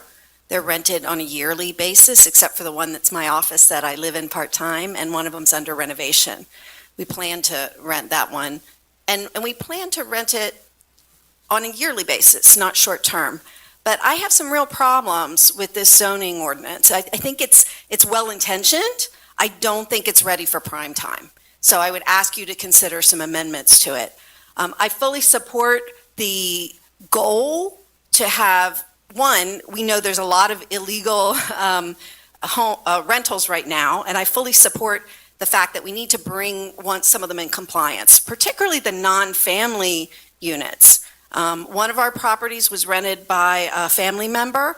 It has 4 bedrooms. Well, of course, my family member, who was not making a lot of money at that time, sublet each one of those bedrooms to one person. So that, that apartment was not meeting your ordinance, although we followed all the rules. It has a license. It's safe. But instead of being married to the roommates so that they were family, they were not. So if we think non-family is appropriate, which I do, I think it's necessary and appropriate to allow 3 or more non-family people to live together, each if there's appropriate number of bedrooms, an appropriate number of parking, and all the other rules are being followed. Why should it be just an R3? I mean, that makes no sense. If we think this makes sense for our city, for affordable housing, and we know it's widely happening everywhere. I mean, most of the 20-something kids that were my kids' age, and I have 5 adult kids in their 20s and 30s, most of them have been living with roommates that they're not related to. So why don't we allow it in all the zones? It just doesn't make sense to me to say we're doing this little by little. We're just, okay, we're going to do it in R3, but not yet in R4. Miss, do you mind if I just address that part of your comment? So non-family units are permitted in all of our residential districts. There's just certain districts where there are additional conditions that are added. Currently in the R1, R2, and R3, there are a list of conditions that need to be met, including that the unit have at least one owner of record living at the property, that 2 off-street parking spaces are required per non-family unit, and that a non-family unit shall be allowed within a single-family detached dwelling or semi-detached or attached. So it has to be a single-family dwelling, not a multi-family unit with several bedrooms in it. So we do actually permit them across the city. There's just certain conditions. We're recommending a change to just the condition of it in the R3 requiring a homeowner occupant. And we know that widely that's not being followed. And in fact, we should allow the homeowner who not to be occupant. They should be allowed to rent a non-homeowner occupied, non-family dwelling throughout the city because it's widely being done now. So why not just bring them into compliance? Why say only R3? So it's only the R1 and R2 districts that we're proposing be homeowner occupied. The rest of the residential districts in the city, you're allowed to have a non-family unit and it not have an owner occupant. We're actually advocating for increasing the number of districts where that's permitted by adding the R3 so that it does not need to be homeowner occupied. The majority of the city's residential neighborhoods are R3 and R4. The R1 and R2 districts are very, very small in the city. I don't know the number of units offhand, but I'd imagine it could be under 1,000 or so. And you're right, the R3 is the largest, and I'm going to talk about R3 in a minute in terms of short-term rentals. So are you saying that the non-family units do not have the owner-occupied restriction in the R4? Just double checking that. That is correct. Okay, so what you're saying now is that the non-family, 3 or more people, without the owner-occupied, with this change that will be allowed in R3, is also allowed in R4, and it's also allowed in the rest of the city. And just to clarify, non-family unit is specifically 3 unrelated people living Yeah, together. I know it's a lot of words. It's Yeah, tricky it is. to do the definitions. Thanks for bearing with me here. So, yes, currently it's permitted in the R4, the RO, the mixed use. Sorry, there's a lot of footnotes. I'm just double checking here. The central business districts, C1, C2, and CM. R1, 2, and 3 they have conditions. They're also allowed in R1, 2, and 3. There's just certain conditions. So Which is 2 parking spaces, which many probably don't have, Right. and owner occupancy, right. So we're which removing many that probably aren't condition doing. from R3.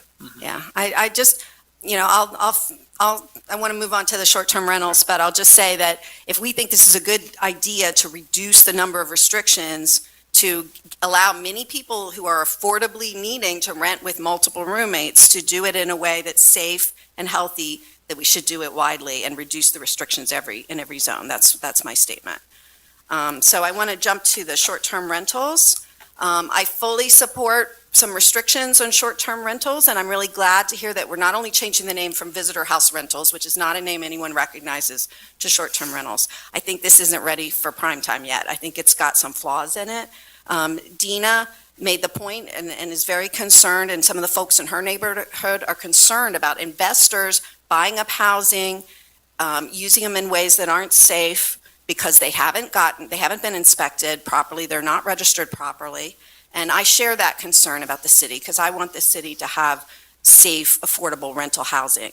But I think we also need to address the fact that Airbnbs serve a need that is often not being met in the city. I don't think they should be competing with the legal lodging, like at the Marriott or the other hotels. I think that those places serve a purpose and they offer safe short-term rental housing, but Airbnbs serve a purpose too. And I want to address that and allow us to have them in a restricted way so that there aren't too many of them, and allow us to have them so that property owners can make a certain amount of income from their property occasionally. There's some things missing in this ordinance. The Lancaster County Planning Commission in 2019 gave out a planning tool where they made recommendations about short-term owner-occupied dwellings and short-term non-owner occupied dwellings. Okay, so that document, I'm sure you're familiar with it. It covers 6 different types of short-term rentals. We didn't address those 6 types here. We're not allowing all of those here. And I think there's a problem with that. I bet if I turned around and asked how many people here have stayed in an Airbnb sometime in their life, I bet most of you would say you probably have, right? Many of you have stayed in an Airbnb sometimes when you're on vacation. Yeah. Now, we go on vacation all the time, and I prefer to stay in hotels and motels when I can, but sometimes I stay in an Airbnb. You know why? Because it has a kitchen. I had family members visiting here last year for a family funeral. We had 30, 40 people coming from out of town. One of them had 3 small children, and they had a very unusual diet. They had all kinds of dietary problems. They had to cook special food. They were strictly vegan. They needed a kitchen to cook. There was no hotel in town that could accommodate their needs, the different rooms they needed for their kids, the fact they needed all the rooms together, not in separate hotel rooms, and had a kitchen they could use for 5 days. They needed a full kitchen they could cook in, not just a little microwave that the hotels might give you if they call it a kitchenette. That's the number one reason why people want an Airbnb. We should allow that need to be met until there's somebody else meeting that need in the city, because there isn't. Just going to give you your 30-second flag. Thank Okay, you. I travel for work, and sometimes I'm staying someplace in 2-3 weeks at a time, or I'm on vacation. Maybe if I'm really fortunate, I can be on vacation for several weeks at a time. Sometimes I need a rental, and I use VRBO, and I rent a fully furnished house, and I need a full kitchen. So we're not seeing that need be met here. Allow owners to rent their fully furnished house when they are away. Right now, we're saying that we're only going to allow homestays in R3 and R4. My property's in R3 and R4. What if I want to go on a fellowship? I want to be away for 6 months, and I want to rent my fully furnished house for 6 months. Can I do that on VRBO? Not under this ordinance now.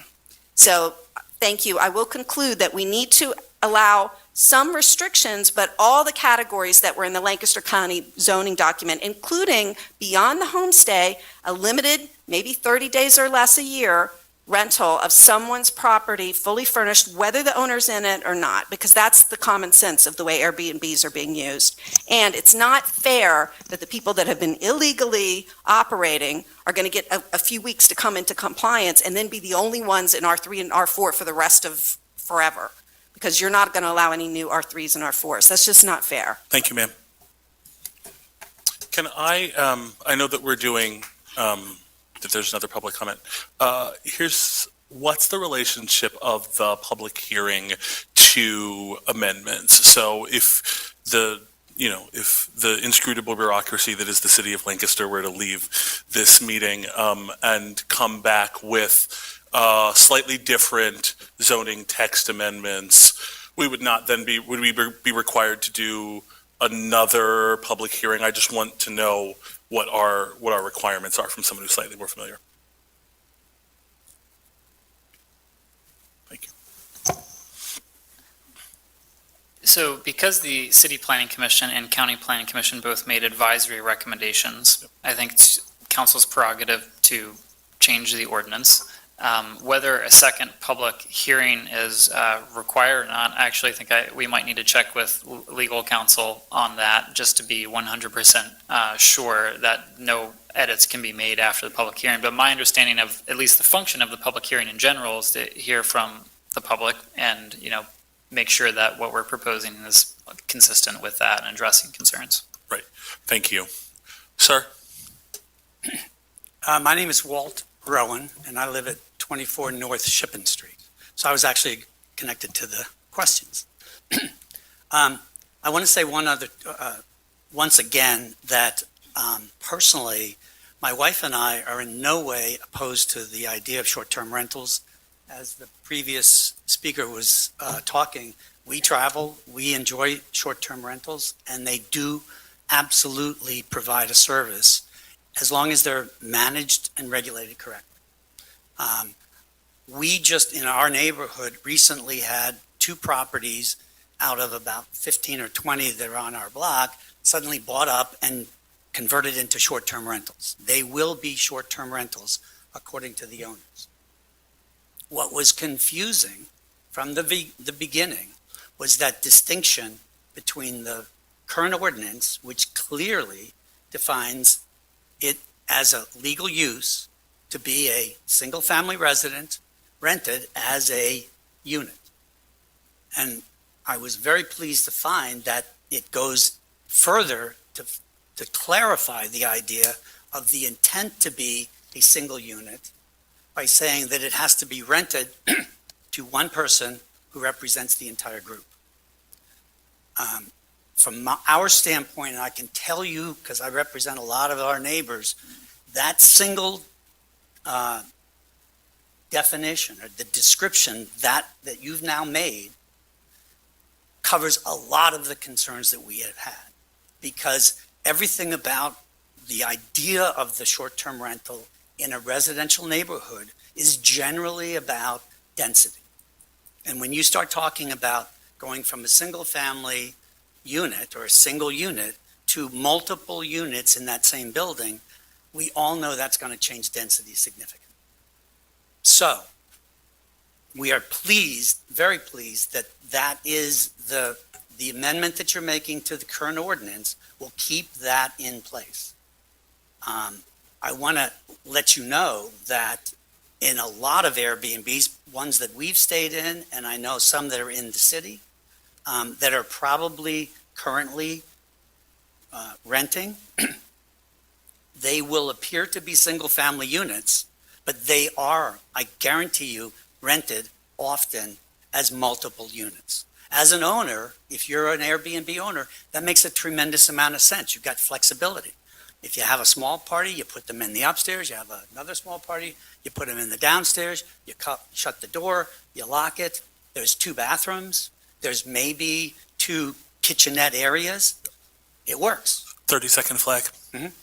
So I just want to make sure that you understand the complexity of going into current Airbnb properties and trying to figure out, how, because if you see multiple doors, that's being rented as a multi-unit.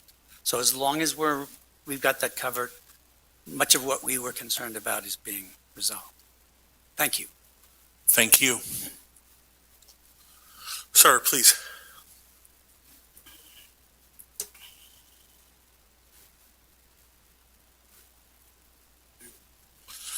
And sir, not to be presumptuous, but would you like to sit? I think we can maybe stretch the microphone. No, I'm fine. Okay.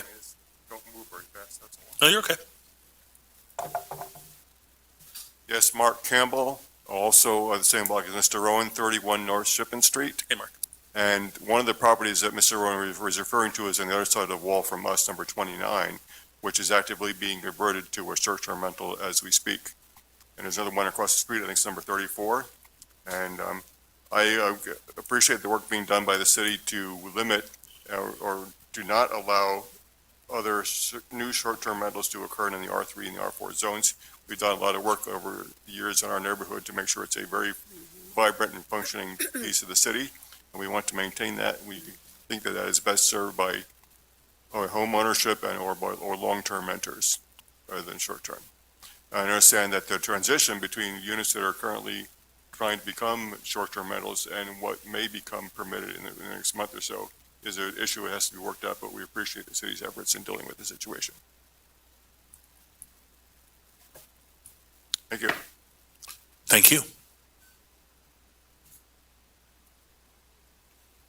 Are there other public comments? Ms. Copenhaver? I see you.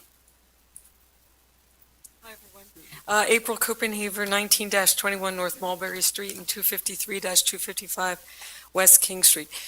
So my question is, this ordinance will not affect Central Business District properties and also Central Business District mixed-use properties. Is that true? That's correct, Ms. Copenhagen. The Central Business District, as well as some other commercial districts, are seen as zones where this type of commercial activity would be more permissible than, say, in a mostly residential neighborhood that might incur, parking and other sorts of impacts from short-term rentals. Okay. And also, I just would like to say, years ago, I've been in real estate since 1977, very long time. And there used to be something called like an absentee landlord. And I think and that would be someone who bought a property and would do long-term rentals, but not improve their property. Airbnb is the complete opposite, as far as I can tell. I do own Airbnbs, and we are constantly at that property. The properties are meticulous. I mean, I move washers and dryers between each person's visit, so there's not even a fleck of dust there. You move the curtains, make sure there's not a dead fly that happened to come in. I mean, the properties that I maintain are so meticulously kept, far beyond what I would ever have to do for a long-term rental. So I just wanted to put that in the mix to do appreciate the people, the investors that do want to embark on Airbnb. We are providing a service. It's popular for a reason. There's a need out there. Sometimes there's a mixed family, a multi-generational family.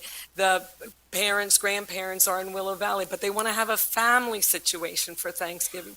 They want to sit down at a nice table with linens, and they're not in some hallway or some mess hall, so to speak. You know what I'm saying? Not to put down anything down for Willow Valley, because they're wonderful. But what I'm saying is they want a family context. People have written me thank you letters. It's the first time that the great-grandmother got to be with her great-grandchildren in a family situation. So, and people travel the world. They travel the world. So we're bringing in incredible intelligence and curiosity about our county, and they add something to the texture and fun of what Lancaster County is, you know, so. Okay, thank you.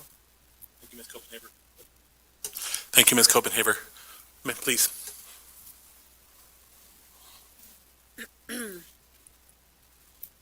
My name is Heidi Shirk. I live on East Lemon Street. This is a question more, not for me personally, but I have friends, excuse me, who do run Airbnbs in town. I'm just curious about the multifamily and like, why is it single family is permitted and multifamily? So if you have a 2 or 3 unit, you can't use one as a short-term rental and not, and like in long-term rentals for the other units. I'm just kind of curious about that. Thank you, Ms. Shirk. So I think there are a couple of issues here. It's really mostly a matter of density. Typically, when Airbnbs are rented, it's not uncommon to have, 2 adults that both drove from different locations, maybe share a bedroom, and the other bedroom is rented to another couple. And so there can be more intensive impacts and parking requirements that are necessary there. The other piece of this is, and having, I'll just say, having that happen in a large multifamily structure, you really start to amplify, the density that's there. The other concern is that we're trying to address some protections for our rental stock in the city, recognizing there are a lot of rental units that happen in multifamily structures, and wanting to not open Pandora's box in the sense that all rental units across the city, multifamily, single family, 2-family, would be available to short-term rentals. So single family homes from early in the zoning amendments that allowed them, I think going back to around 2015 or so, have always specified that they be single family homes for that reason. Sure. Thank you. Are there other? Mr. Schenk, please.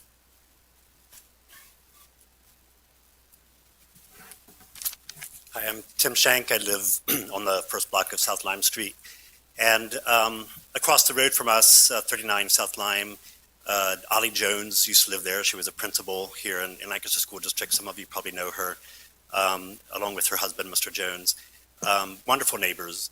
And they both passed away and their house sold, and it turned into an Airbnb. Around the corner from us, Jim and Terry used to be our neighbors around the corner, and then they moved a block away, and their house turned into an Airbnb. So I guess what I'm getting at is that, we all have rented Airbnbs, and they are important, and I think that there do need to be Airbnbs. I think my concern is the number of Airbnbs. When you have a neighborhood where you have neighbors who have worked together to really improve the quality of the neighborhood, when they're banding together and you know each other, you're all out there on Halloween giving out candy like Mr. Jones was across the road, it creates a real sense of cohesiveness. When you have people coming in for short-term Airbnb, they're there for a couple of days and then they're gone. They don't care about the neighborhood. They are, using up parking spaces and so forth that would otherwise be available, particularly when the landlord is carving up the house as they are across the road from us into multiple units, which I'm quite sure is illegal in this situation. So our concern as homeowners is, yes, let there be Airbnbs, but let's limit the number of them because otherwise it's really going to destroy the quality of the neighborhood. Thank you. Are there other public comments? Sir, please. Did I see a hand? I saw Mr. Shell and you, sir. Got you.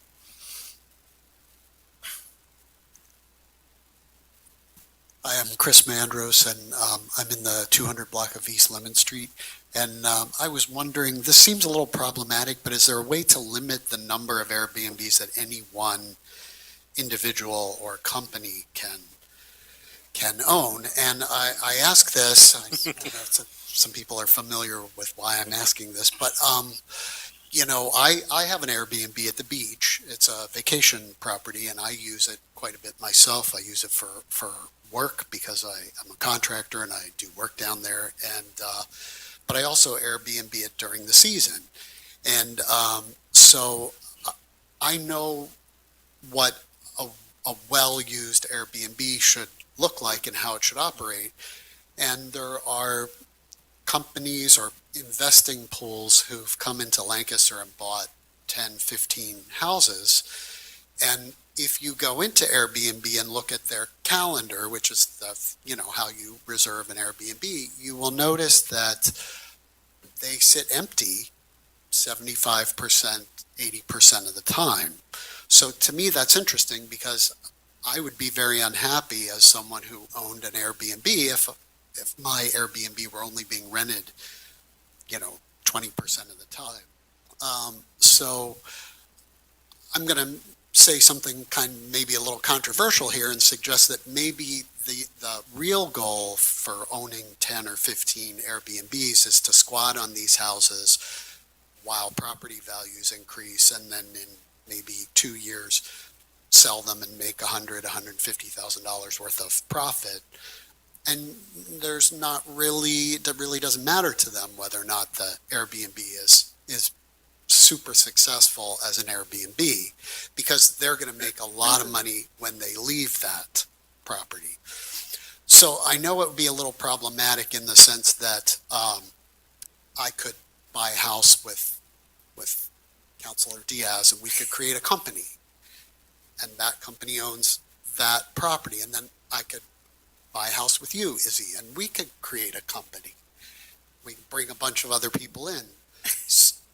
So technically it seems a little problematic, but is there a way to not just limit by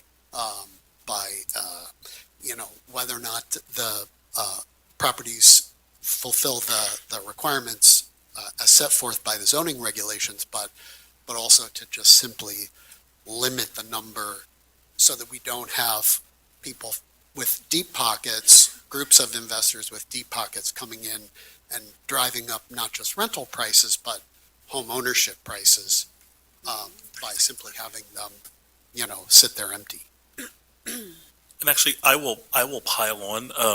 If that's one that has to go to Barry to get a clear answer on, I would also very much like an answer as to how that comports with. Like I don't want to pass a law just to get sued and have the law get overturned, but I would like to know how that comports with the existing Pennsylvania laws on property rights and if that is in the suite of options available to the city. So thank you. Thanks for considering this today as well. Yeah, just want to say, I appreciate the comment. The spirit of the zoning ordinance amendments and while we're talking about the short-term rentals is really to focus on neighborhood quality and neighborhood stability. And the scenario that you painted obviously is contrary to that. So happy to do a little more analysis and speak to our general counsel about that. Thank you. Before we move on, I'm sorry, what is your name, sir? Right, when did we open the meeting? I don't know if you have a time clock on that. Or when did we open the hearing, as it were? Okay, that's okay. I'm just trying to get a sense of where all of our time is, but thank you. Reverend Shell, and then you, sir. Thank you. Willie Shell, 200 block of South Marshall Street. I just have one question. These short-time Airbnb, are they going to be moved from a residential property tax code to a commercial tax code?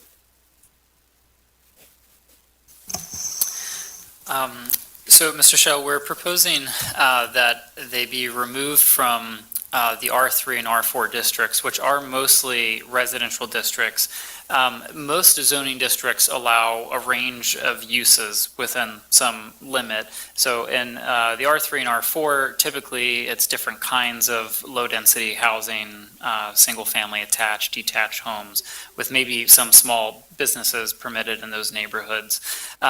So those are the neighborhoods where we're looking to, we're suggesting that that Airbnbs or short-term rentals no longer be allowed by right in those districts, and that it's primarily districts, I think is what you're getting at, that are really commercial in nature, like the downtown or the mixed-use district, where those short-term rentals be allowed to continue operating.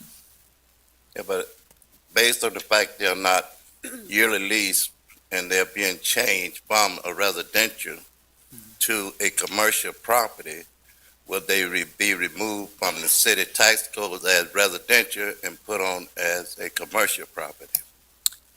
So I may need to defer to some others in the crowd, but my understanding is that, the city has very specific ways that we tax and raise revenue, and property taxes are based on the assessments provided by the County of Lancaster. So the county is the one that is typically identifying the use of the property and then basing their tax assessment of that property on that. And then the city receives tax revenue from that assessment that's determined.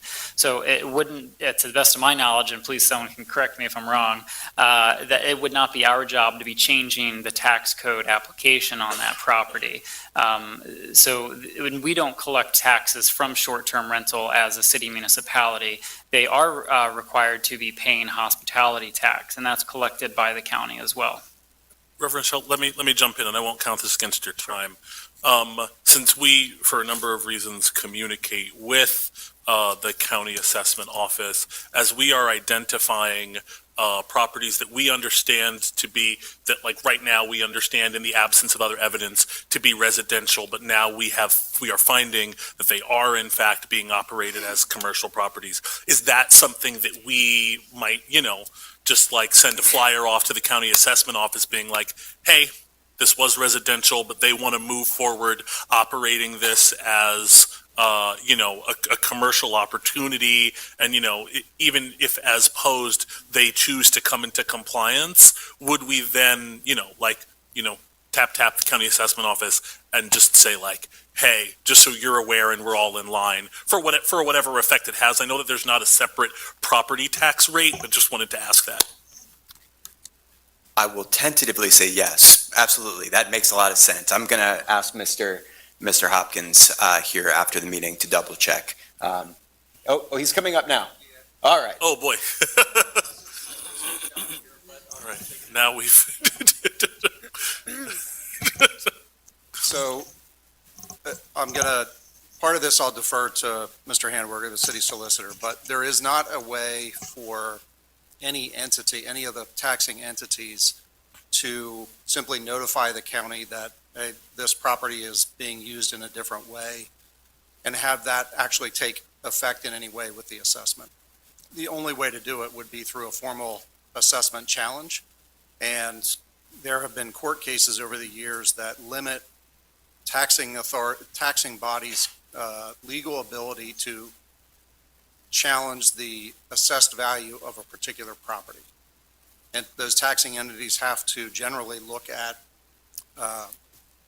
a category of properties and make a group challenge to the assessed values of that group of properties rather than target an individual property owner. Does that apply? So you're saying value, does that also apply to category? Is category implicit in value, or, the county, as was discussed here earlier, the county assessment office is the one that actually does the determination of the value of the property.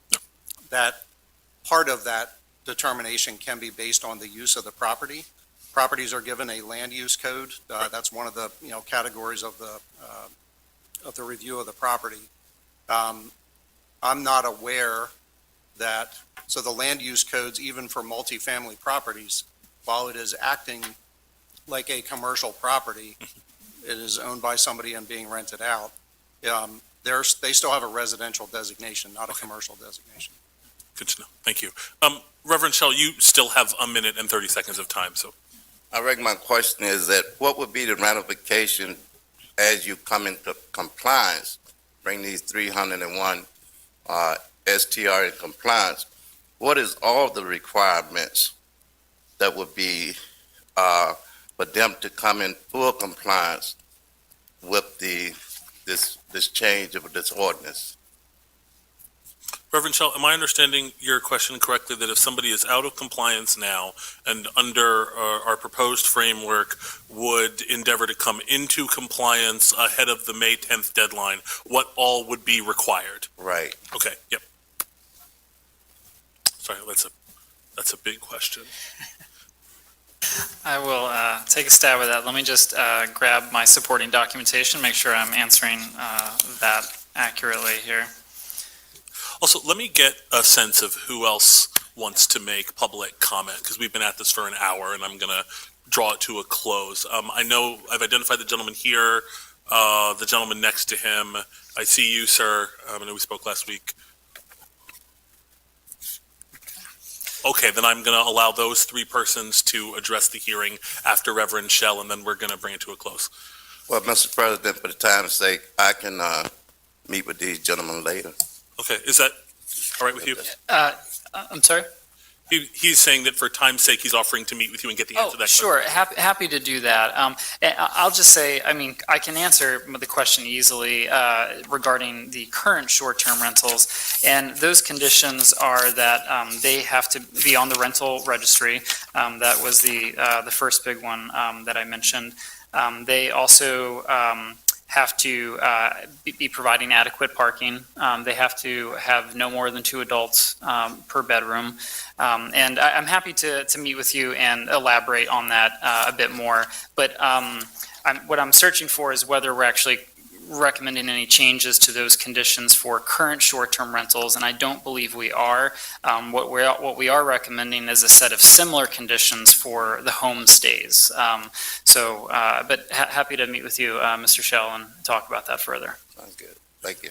And if staff would be so kind, just for our ongoing edification, any communications, conclusions come to, or questions answered offline, if they could just get summarized and shared with council so that we have this awareness as we're meeting with constituents.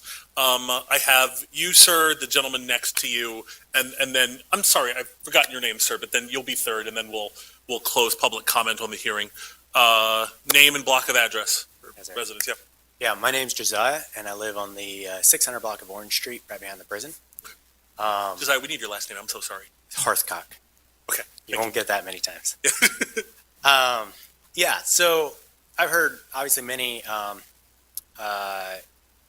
pushes for and against Airbnb, but I think from everything I've heard, it sounds like, hey, we all enjoy Airbnb. It brings a value, but the question is how can we move forward in a way that's there's housing price questions, there's density questions, but unless I'm hearing something wrong, it's not going away, and it's more regulating it moving forward, which I really appreciate. We all like regulation until it applies to us. So in any case, I was wondering, and this might be outside the box, but would it be possible? So our population is obviously going to grow. We're a growing community. I love our city, and as I look at it, even if we go with 300, I think that's just a little over 1% of our current 28,000 something housing units. So contextually, this is a very small percentage right now. We're not dealing with a crisis, at least from my own perspective. But would it be possible to pursue something which would have a path moving forward? Because I haven't heard anything which addresses, okay, how do we provide for more of these? Because let's say we double in size, that zoning is going to be changing. And I think one of the fundamental values, as is expressed by the fact of how just so disruptively changed the I'm not sure what to call it, but the hospitality industry, it's that homeliness. So commercial doesn't really fit that bill. I mean, I've stayed at Airbnbs in New York City, where they have a hotel. It's not. It's just not the same thing. And there's a great thing of being housing, and I can attest to numerous blocks where maybe there's a tight-knit community, but it was not what we would want to showcase as the front of our city. And when a few of these units have come in, hey, it really improves that area. So I'm wondering, I had to think of hunting. Like every year we have to regulate how much based on wildlife and all these other things, but would there be a road through which we could evaluate yearly or something like that? It's like, hey, due to where we're at, we'd like 10 more units this year, and we're also looking for them to be in group sizes of such size, because I think, as is attested to by our growing population, we're kind of strategically based between like New York, Philly, some of these places. 30 seconds. Very good. And so we have one, and we host 10 people, and we have tremendous success with this because families are able to come together from these different cities. They love coming to a small environment. They bring community. It's been great. There's plenty of parking right there behind the prison. So I just attest to my own experience. It's like, you know what? This has been great, in my opinion. I don't know that there's anyone who would say that this was negative. So if we could have a road forward in a way that makes sense, because those R3 and R4, that accounts for probably 80% of our housing. I don't know what that accounts for. But a percentage of those, to me, would make sense to continue moving forward. Thank you. Sir? I'm Kenneth Kime. I'm the 400 block of Ross. I'm sorry, can you just repeat your name? Kenneth Kime. Thank you. So I'm not going to reiterate any of the points that were already made tonight. There was a lot of, good points made both for and against short-term rentals. I would just say, like, there's a road forward that doesn't have to be, completely shutting down options for people going forward. And I think my main point is just like, I've been married for 2 years now, and I have a decent job, but at the end of the month, it's hard to walk away with much. And I know a lot of people are doing Airbnb as a way to put, money that they work really hard for into something that is going to beat inflation and like be there for them 20 years from now. But yeah, it can be really difficult to do that if you're just working a job, trading your time for money. And I know a lot of people who are doing Airbnb as a way to kind of get out of the grind of just like, putting your head to the grindstone and working. And they want to have something there for them when they retire or when they, have worked their job for 20 years. I think it makes a lot of sense to regulate, these companies coming in and buying 15 Airbnbs at a time. Like, that's a whole different ballgame than the guy who just has like somebody perched on the back of his property, or who buys one additional unit and uses that to supplement his main source of income. So I don't know what the percentages are, but I'm pretty sure it's a lot of people or a lot of the percentage of the current Airbnbs and a future would be people who just have one here and there. And if we can make some kind of a provision for that, I think that would be really good. Thank you.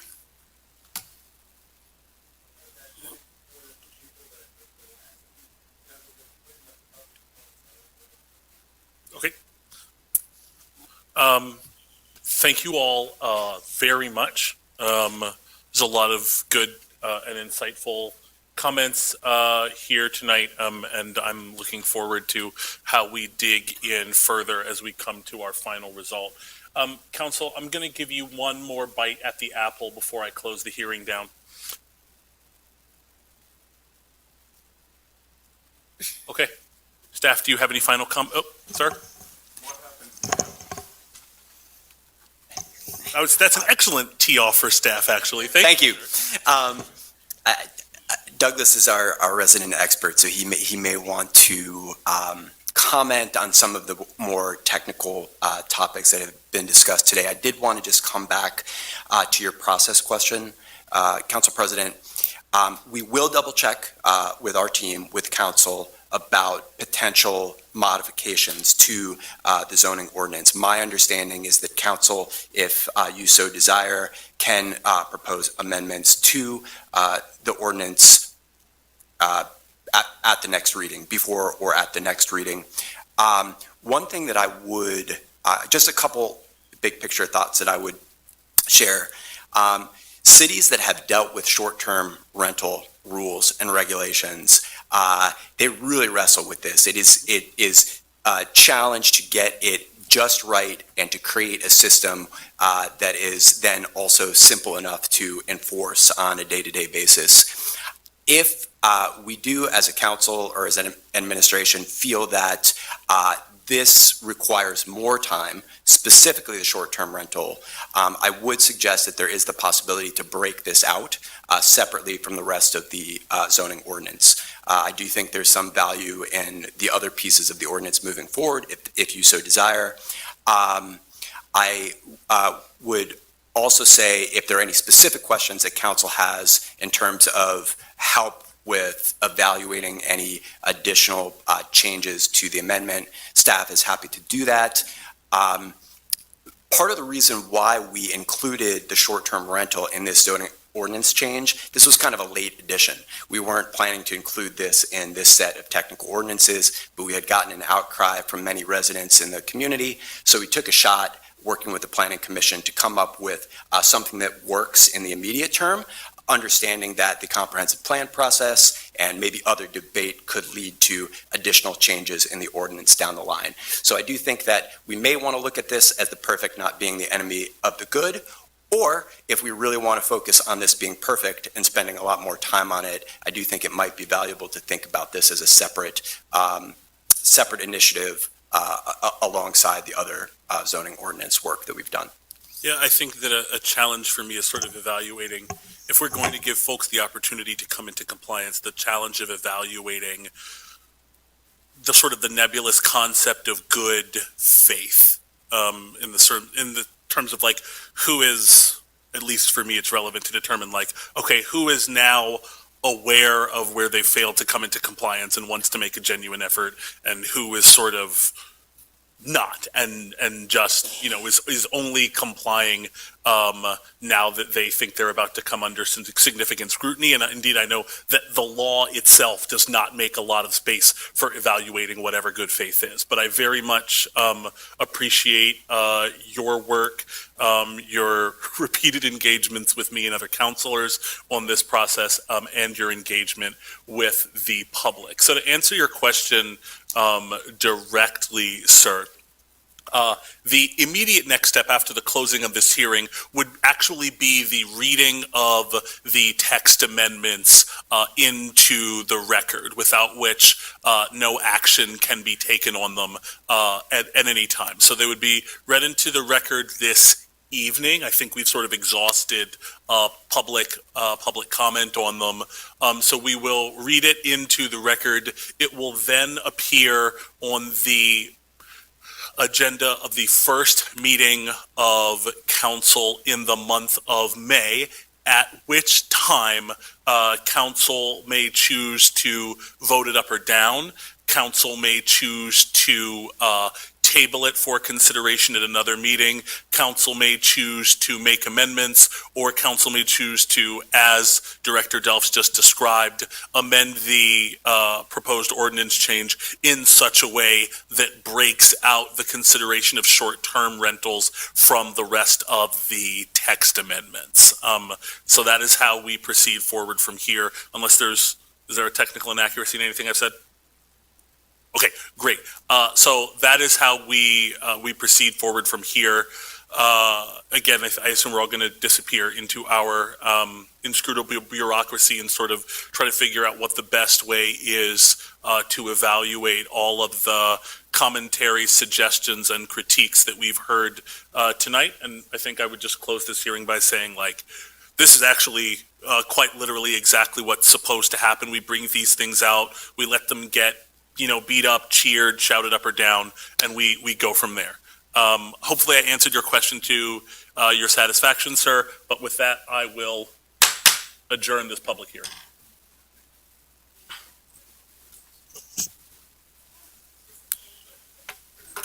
let's take another break while folks file out.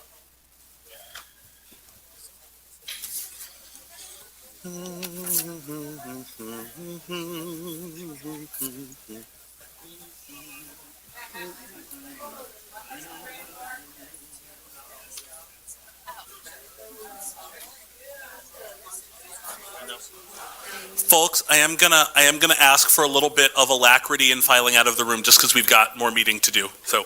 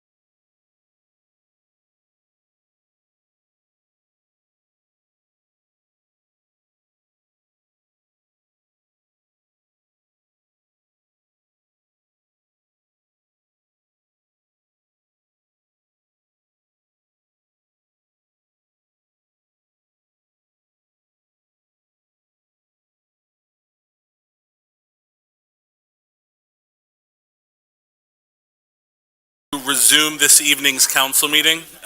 If we could minimize the chatter occurring in the room, it would be conducive to the business of City Council.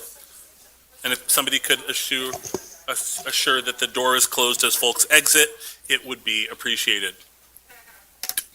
Thanks for coming all.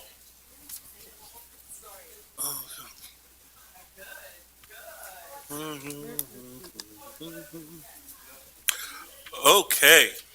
That brings us to, actually, we need to read Administration Bill number 7 into the record. Mr. Harris? Yes, Mr. President.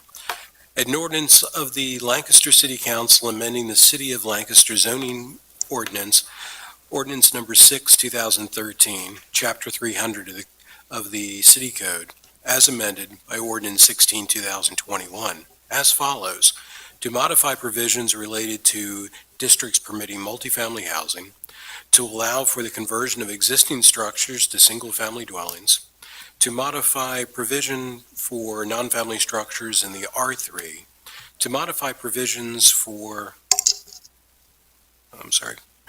surface and structure parking in the central business districts, to modify the height of multifamily structures in the mixed-use district, to modify provisions related to traffic studies, to exempt ADA wheelchair lifts from certain zoning provisions, and to modify provisions related to visitor house rentals, aka short-term rentals, to make editing improvements and providing for the repeal of inconsistent ordinances, providing for the severability of the ordinance, and providing that the ordinance shall take effect in accordance with Pennsylvania law. The title, Mr. President. Thank you. Councilor Craig? I have nothing to add to that. Well, thank you. I think with that, we can consider the ordinance read into the record, and we will move to Administration Bill number 8, 2022.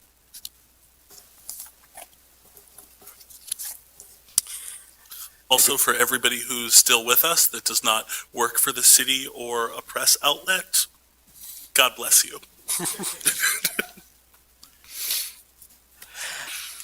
The title, Mr. President, an ordinance of the City of Lancaster, Lancaster County, Pennsylvania, providing for the amendment of Chapter 300, Article, that's 19 of the zoning ordinance of the City of Lancaster, providing for certain definitions, establishing certain general and specific standards relating to the location, placement, construction, and maintenance of small wireless communication facilities, providing for the enforcement of said regulations, and providing for an effective date. Motion to approve. Second. Sorry, this is first. Also first reading. Oh, okay, sorry. No, you're good. But Councilor Craig. I am going, since Douglas is sitting there, asked if you will give us more content. Gladly, Councilor Craig. So this administration bill number 8 was a part of the public hearing that we just had, although it didn't garner a lot of discussion during our public hearing. Just as a reminder, these are provisions in the zoning ordinance that address wireless communications facilities such as 5G antennas that are becoming more popular and needed to support the data that we all use on our cellular devices. This amendment is intended to bring our standards current with state and federal law and also provide some guidelines for aesthetics and historic preservation as part of that. Thank you, Douglas. And understanding, to my understanding, this is to, as far as the aesthetics go, to not allow, I don't know what they're called, towers. Sure. So both antennas and towers are regulated in this ordinance. And to put a slightly finer point on that, an antenna generally maybe at most 2 feet tall or so and generally sits on top of like a telephone pole, for instance, can also be a building. In this case, we're dealing with our zoning ordinance provisions, so we're dealing with private property. So they could be on the top of a building or a pole that's on private property. If a pole is put up specifically for the purpose of hosting an antenna, we actually consider that a tower. So if an antenna is added to an existing pole, it's an antenna. So there's some, I just want to make you aware of a small language difference there. The zones where these are permitted is actually quite restricted in the city on private property. What state and federal law tells us is that we, as city government in regulating the public right-of-way, have very little say as to where these go in our public right-of-way, but we have the power to regulate where they go on private property. So we have been limiting this infrastructure to 3 zoning districts in the city, and the C3, CM, and SM. And those are mostly on the outskirts of the city, and we're not recommending that we change that limited zoning. So they'll continue to be permitted only in those areas. But we are bringing the rest of the ordinance current with federal timelines by which we have to review and make an action on these applications.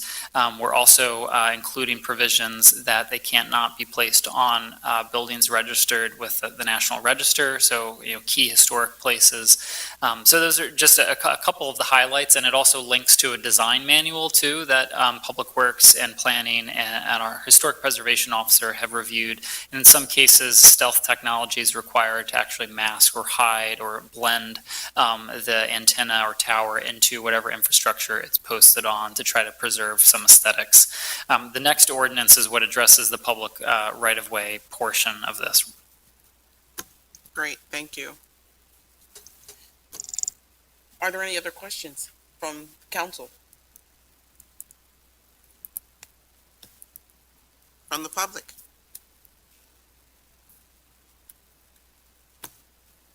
Hearing none.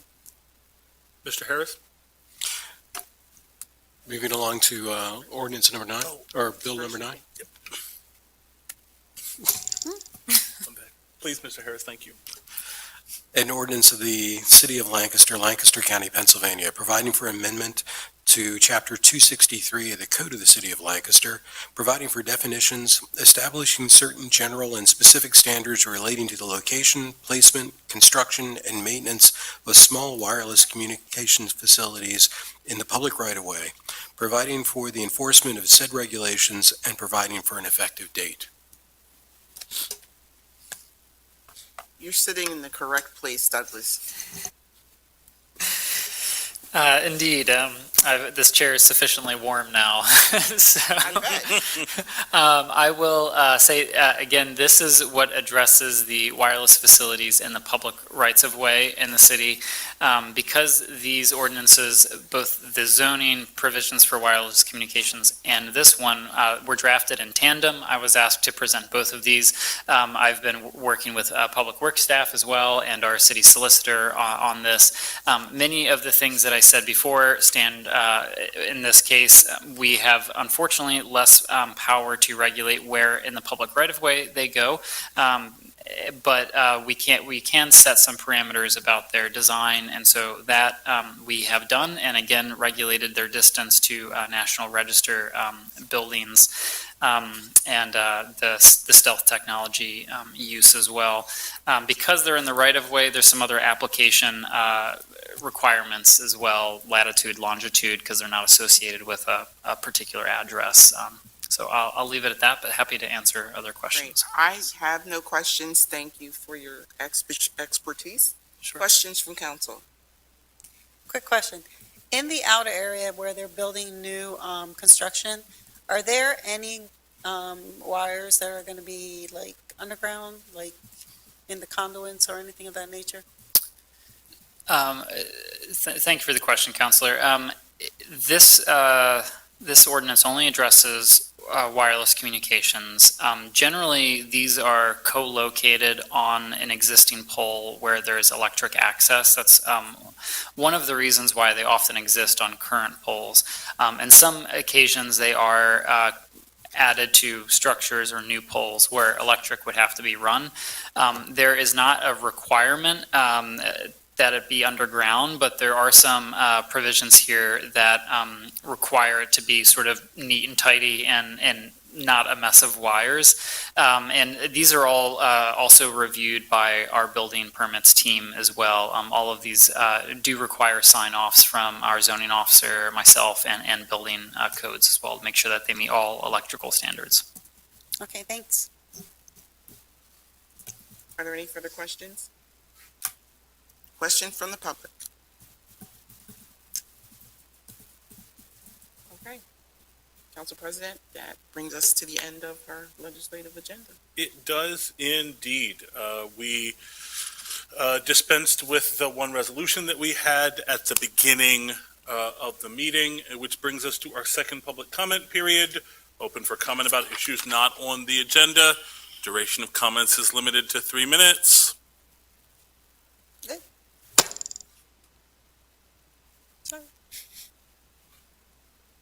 Ms. Grievous? Good evening. My name is Irene Grievous. The reason I'm here this evening, again, is regarding the permit application issue that I've been having for over 8 months now. I'm working on permit number 5.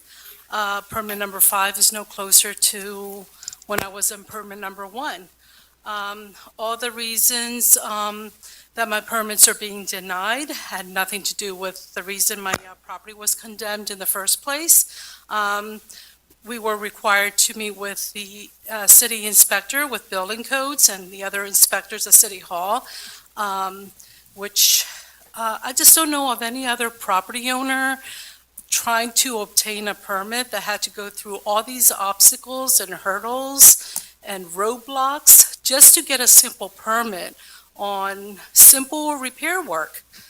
It's appalling. It's outrageous that I have to go through all these hardships just to obtain a permit. I'm not building a house. It's on simple repair work. I brought documentation again. Building codes was questioning the roof, yet he looked out the window and said, I needed a new roof.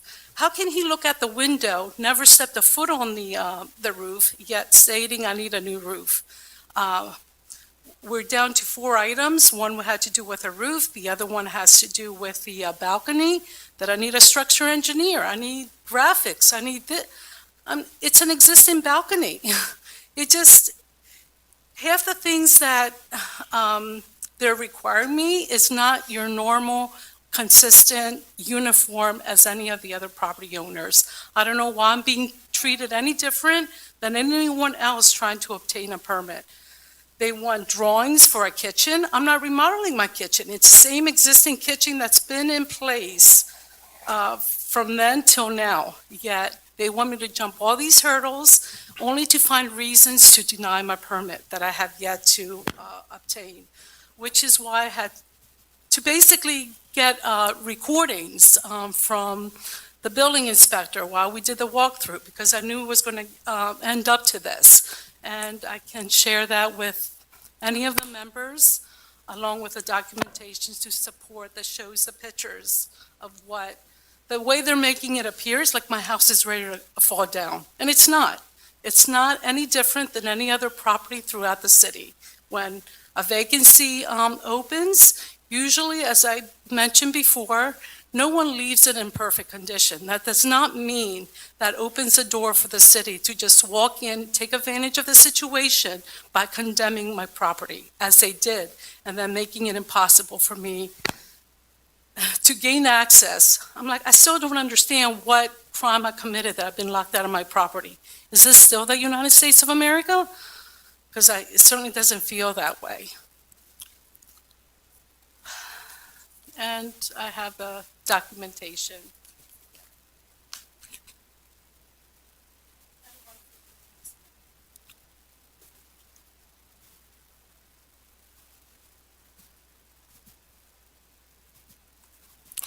Thank you, Ms. Grievous. Is there any other public comment?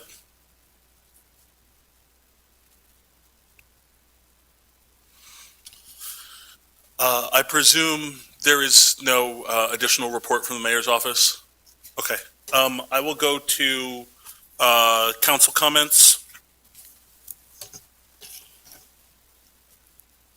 I have no report. I'll hear a motion to adjourn. So moved. Second. Second. All right, we have a motion and a second. All in favor? Aye.